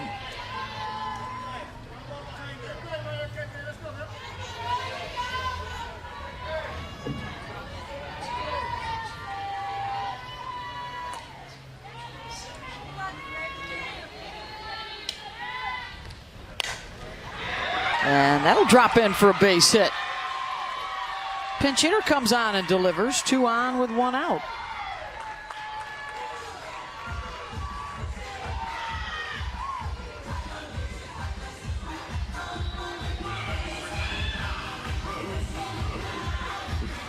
Seven times now that the bottom of the order has been on base. And oh look, guys, it's another pinch runner for Auburn. They're just coming out of the bat bags now. Actually, it's the re-entry for Packer here.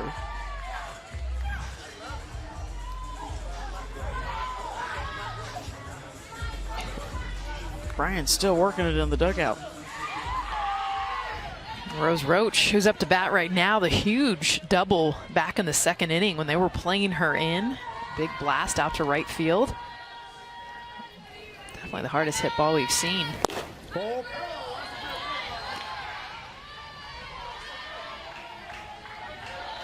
They're still playing her in. I mean, right field might be a little bit more deep, but you see the shift left and center field.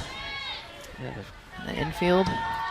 drive it down the line or into center and could run for days.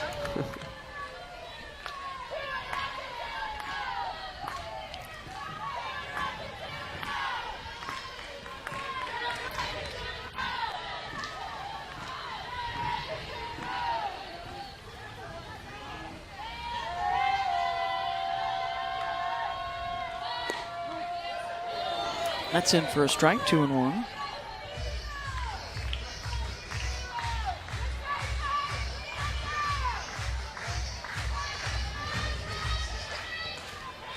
See that left side really pinched over. Blankenship, the shortstop. Center fielder as well. Limpede way over. Ball. And yet another 3-ball count.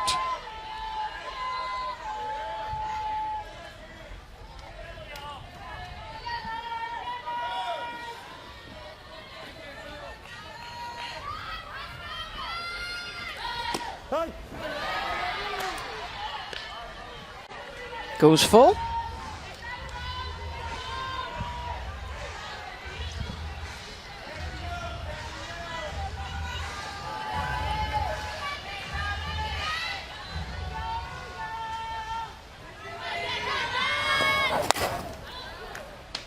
Fly ball out to left.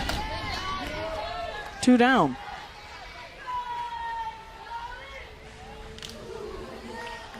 And the top of the order coming up for the 4th time. Peralta 1 for 3. Can South Carolina get something going in the 7th? The bottom of their order would have to start it.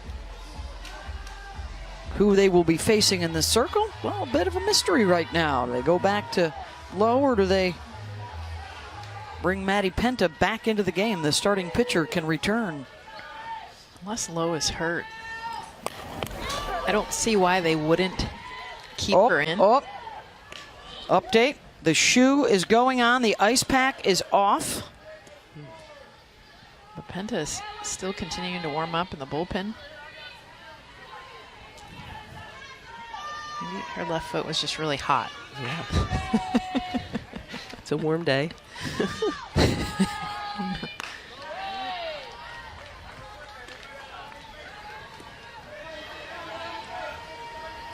It is Lowe's longest relief appearance since March in a non-conference game against Weber State. 3 innings of work today. She went 5 on that day.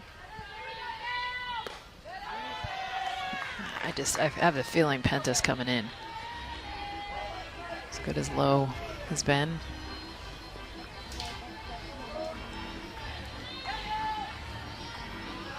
Well, as you guys touched upon, there's such a complementary difference between the two.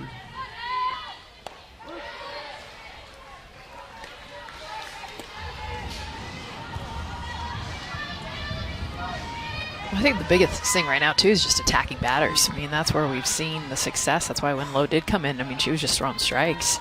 Yeah, she's worked from ahead. Well, in the bottom of the order only has seen her once. Seen Penta once and seen Lowe once. Jammed her. All right, so we go to the 7th. The 2-1 Auburn lead over South Carolina. Last chance coming up for the regulation with 2 runs.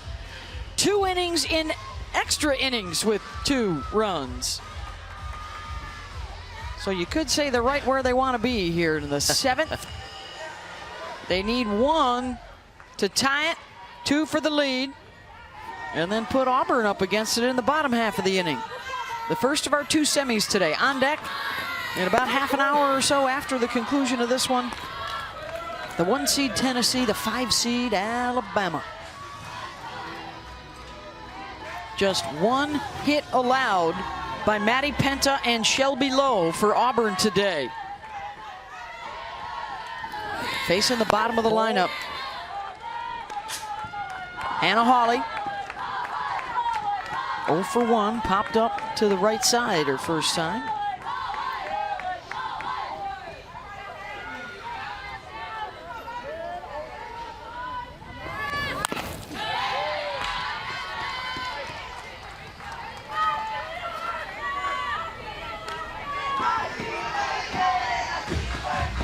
Shelby Lowe coming on in the 4th inning has retired 9 of the 10 she has faced.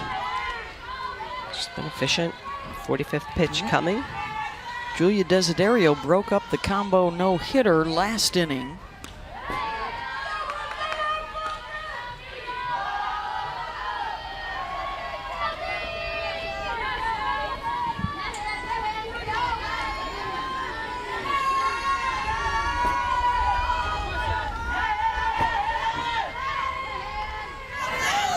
Oh. Full count.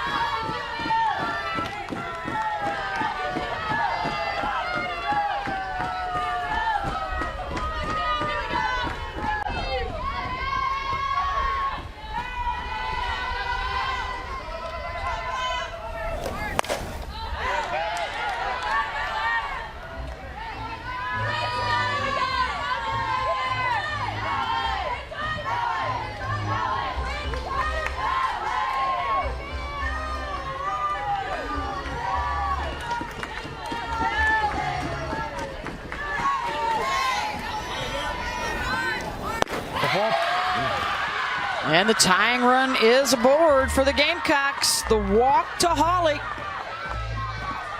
And that breathes a little life into the Carolina side. Yeah, and just when we were saying that Lowe had done a good job of limiting free passes since she entered the game, that is the first one that she has given up.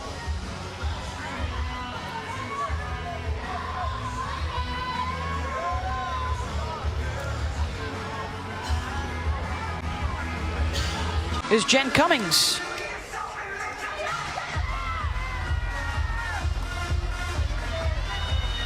.272 on the season, 25 runs batted in.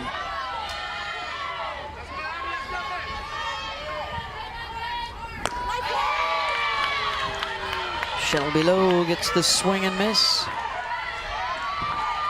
Remember the days when pinch hitters used to come in, take a pitch, kind of see it. Now they come in off the bench and they are ready.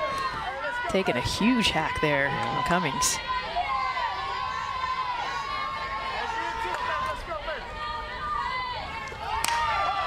Hit and run was on. Fly ball out to left center and almost a collision, but Abby Smith hauls it in. 1 down. Yeah, there wasn't a lot of communication. I mean, Abby Smith, that was her ball, but Michaela Packer, I get it. You don't hear her call it with the speed that Packer has. You can see her coming all the way over. Smith is not calling it. Smith was a defensive replacement last inning. I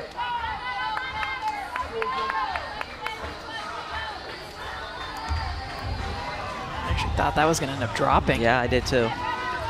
South Carolina would tie it again. Well, and they're lucky they didn't collide. Yeah. That brings up Brooke Blankenship. She had the RBI against Georgia in the upset of the 2 seed yesterday.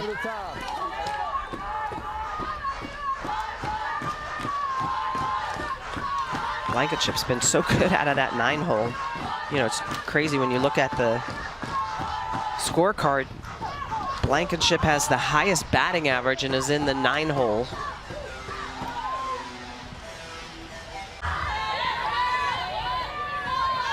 Oh, 1 to Blankenship. 1-1.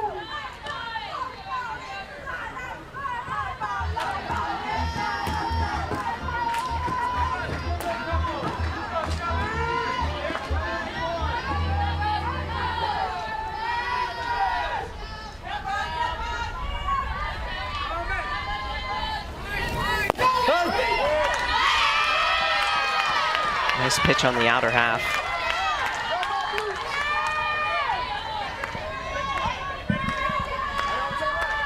Packer out in center. Shifted over to the right.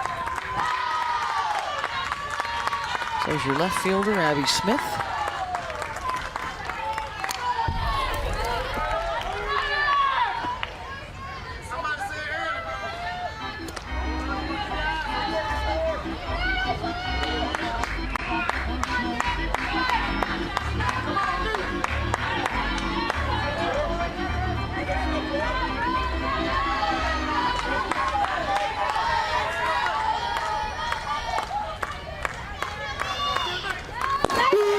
Called strike 3. 2 down. Back-to-back pitches on the outer half. That backdoor curveball.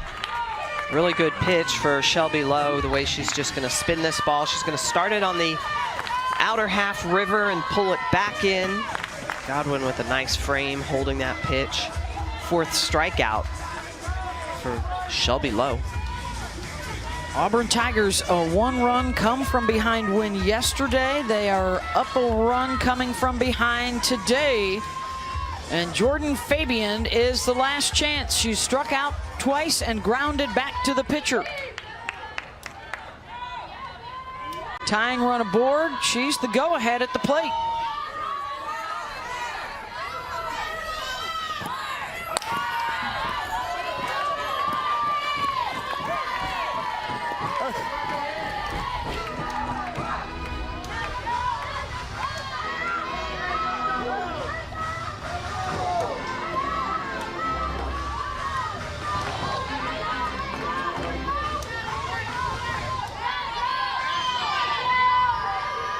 Is this the end of the line for the 10 seed? Oh. 1-1.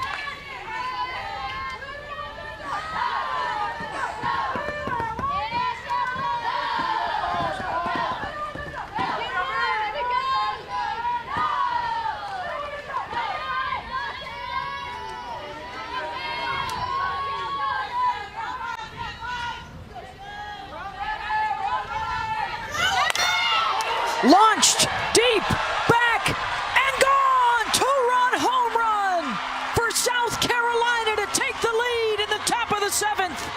Jordan Fabian.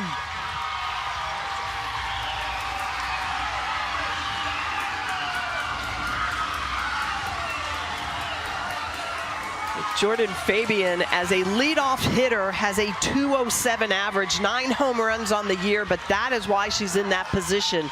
Her 10th home run.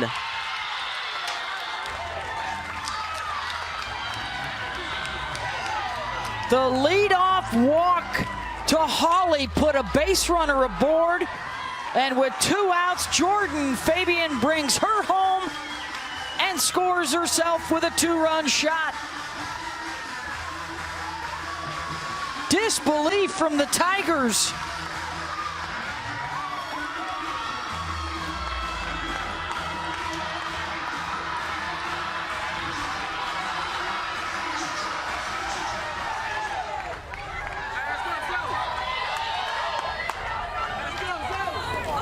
And it is not the end of the line for the 10 seed, at least not yet. Their late game heroics continue for the 3rd day in a row.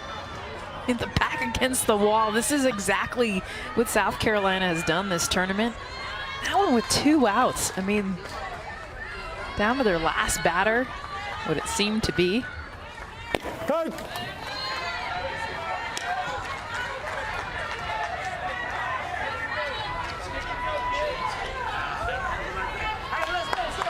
Oh, now you turn to the Auburn side. They will have the heart of their order coming up in the bottom of the 7th inning.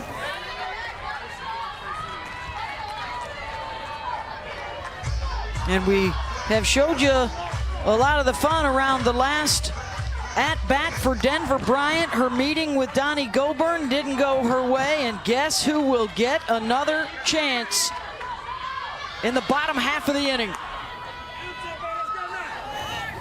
Hold. Just the second hit of the game for South Carolina. I mean, this has been their story. Not a ton of offense, but the timely hits. 6 runs on 10 hits in 23 innings. And now they're staring at 3-0 in those games. Well, the thing that really has helped them in this game have been the free passes. I mean, if you're on the Auburn side, all those free passes just keep giving more and more at-bats to South Carolina. And South Carolina, that's how they've capitalized on the mistakes of others. And get Fourth time through the order. Absolutely.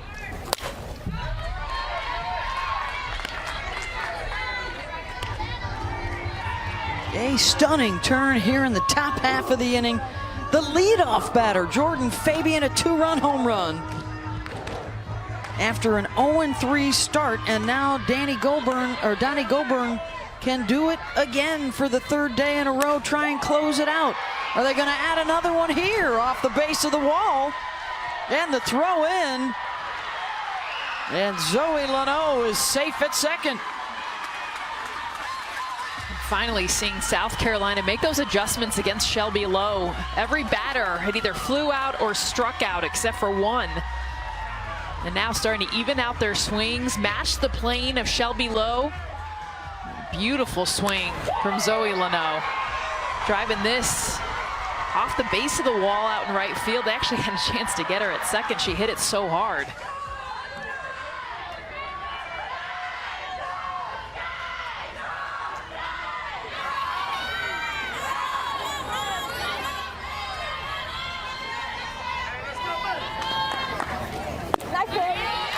Swing and miss for Riley Blampede.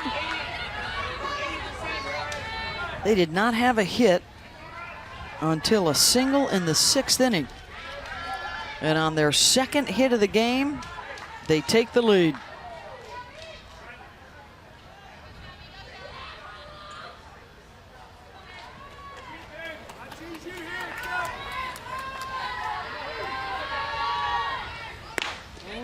Well, there's always Monday morning quarterbacking in these type of situations. We were talking about whether you go with Lowe or do you go back to Maddie Penta here in the 7th. Auburn chooses to stay with Lowe.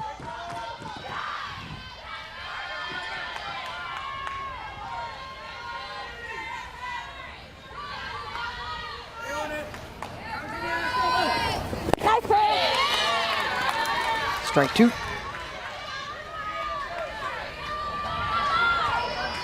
The South Carolina offense, 1 hit in 6 innings and a run here in the 7th. 2 hits, 2 in. Working on another.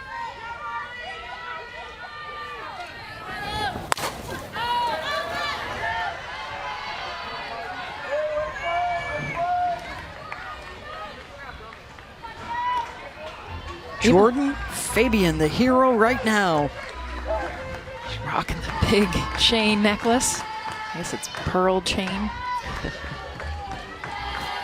Flip visor.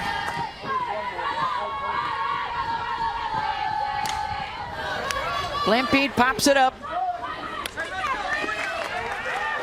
And now it's back to the Auburn Tigers in a row. They will hand it over to Donnie Goburn to try and end it.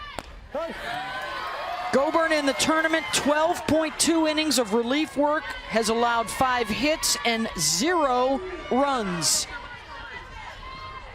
She'll face 2, 3, and 4 in the order. They are hitless today.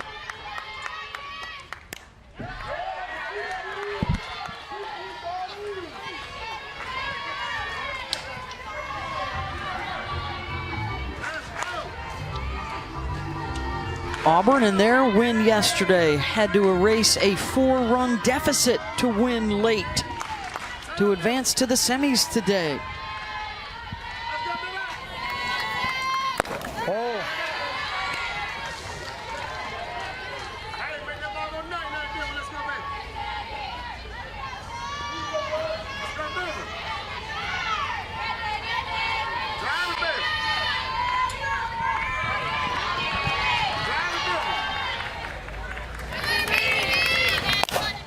Bryant, base hit. Tying run aboard, winner to the plate for the Auburn Tigers. What the emotion, Denver Bryant. Smitty, you talked about this. You've seen her so much throughout this season.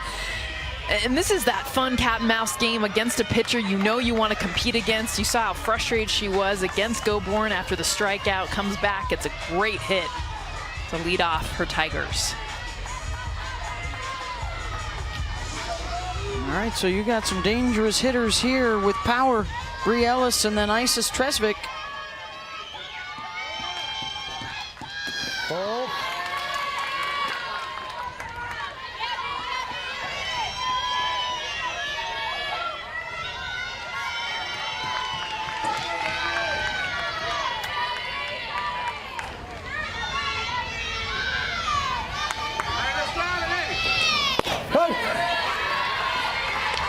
Ellis walked her last time up. Set the freshman home run record a year ago, the SEC Rookie of the Year. Numbers are down a little bit this year in the power category, but dangerous nonetheless. Jammed her.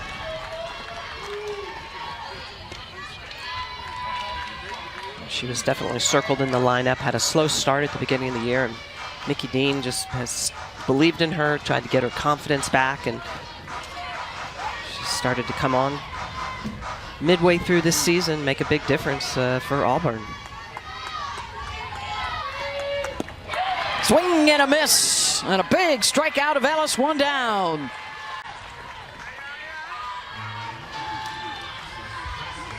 Goborn uses that velocity and then comes back with the off speed, knowing that Bree Ellis has lots of power, gets the strikeout. Holly? Well, guys, Denver Bryant had that strikeout in the 5th inning, but before her at-bat just now in this crucial moment, she spent about 20 seconds. She was quiet. She held the bat in her hand and just closed her eyes and did deep breathing, 20 seconds, just getting herself in the moment, thinking through her at-bat. And you saw her reaction after that strikeout in the dugout, knowing that she had not done a great job, and that quiet moment before the at-bat got her on possibly a game-tying run. And Holly, that's visualizing. I mean, you get emotional, you get fired up, but you sometimes have to close your eyes and see what you want to do. And it is such a perfect example of execution. She struck out Holly on a pitch away. She hit the pitch that she struck out on. And sometimes you have to close your eyes and see it to be able to do it. Yeah, and shortened up a little bit. It was a 1-2 pitch, so 2 strikes. And right now, Ellis, Tresvik, they're taking big cuts. She had a home run yesterday. Sometimes when you're power as a hitter, sometimes you have to No, yeah. just a little bit, right? Shorten up or just figure out a way to connect, because the pitcher's going to supply the power. Just skate your barrel there. Yep. Another strikeout, 2 down. And it's the Tigers down to their final out. So reminiscent of the run of Ole Miss in 2017 when they won 4 games in 4 days to win the title. South Carolina trying to get to a 4th game in 4 days tomorrow in the championship. You can see why Donnie Goborn, by the way, comes out of the pen to close games. I know she came in when they were losing, but you can see there's an added fire, just an added depth to her game. She's got the smile on her face right now, so relaxed, but this is why she is here. And as much as she hasn't started a lot of games, she knows how to close them. It will be Lindsey Garcia coming up, 0 for 3. Donnie struck her out in the 5th with a changeup.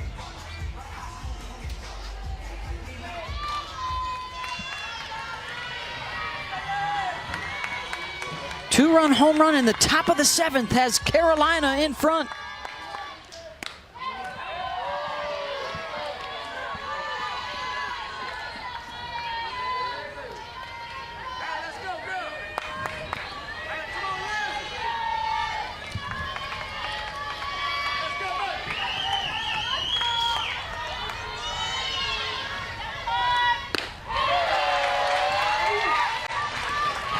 Plenty of swings and misses here in the 7th for Goburn. Well, swings get bigger when you're behind. You try to make up for it with a big swing, and that's not the approach. And you're feeding into what Goburn wants you to do. Down to their final strike.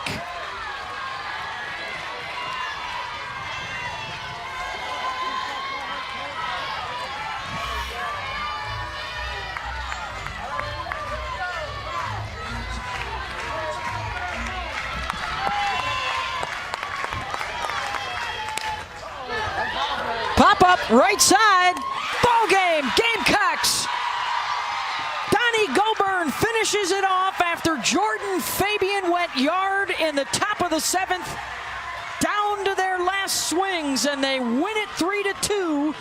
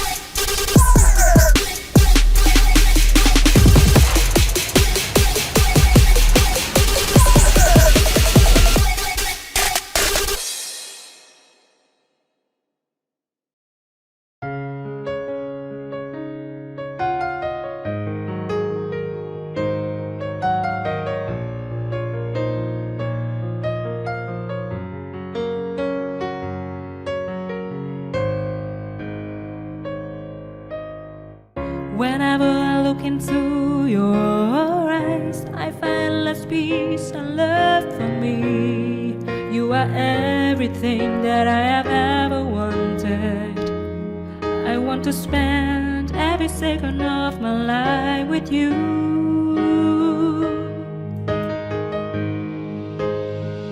I don't know if some kind of a magical agreeing with you. So the joy effect that I have turned us away. So did the effect on your smile on me in my life. Baby, you are and will remain mine forever and ever.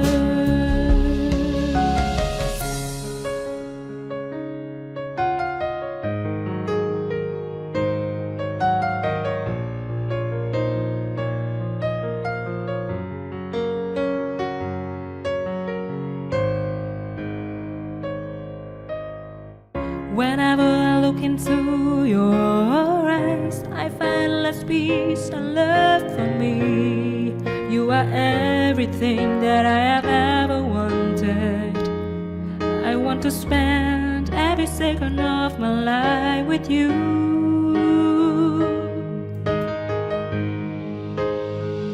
I don't know if some kind of a magical effect agreeing with you.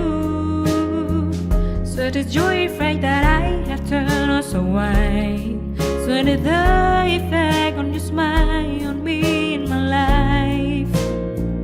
Baby, you are and will remain mine forever and ever. I don't know if some kind of a magical effect agreeing with you. So the joy effect that I have turned us away. So did the effect on your smile on me in my life. Baby, you are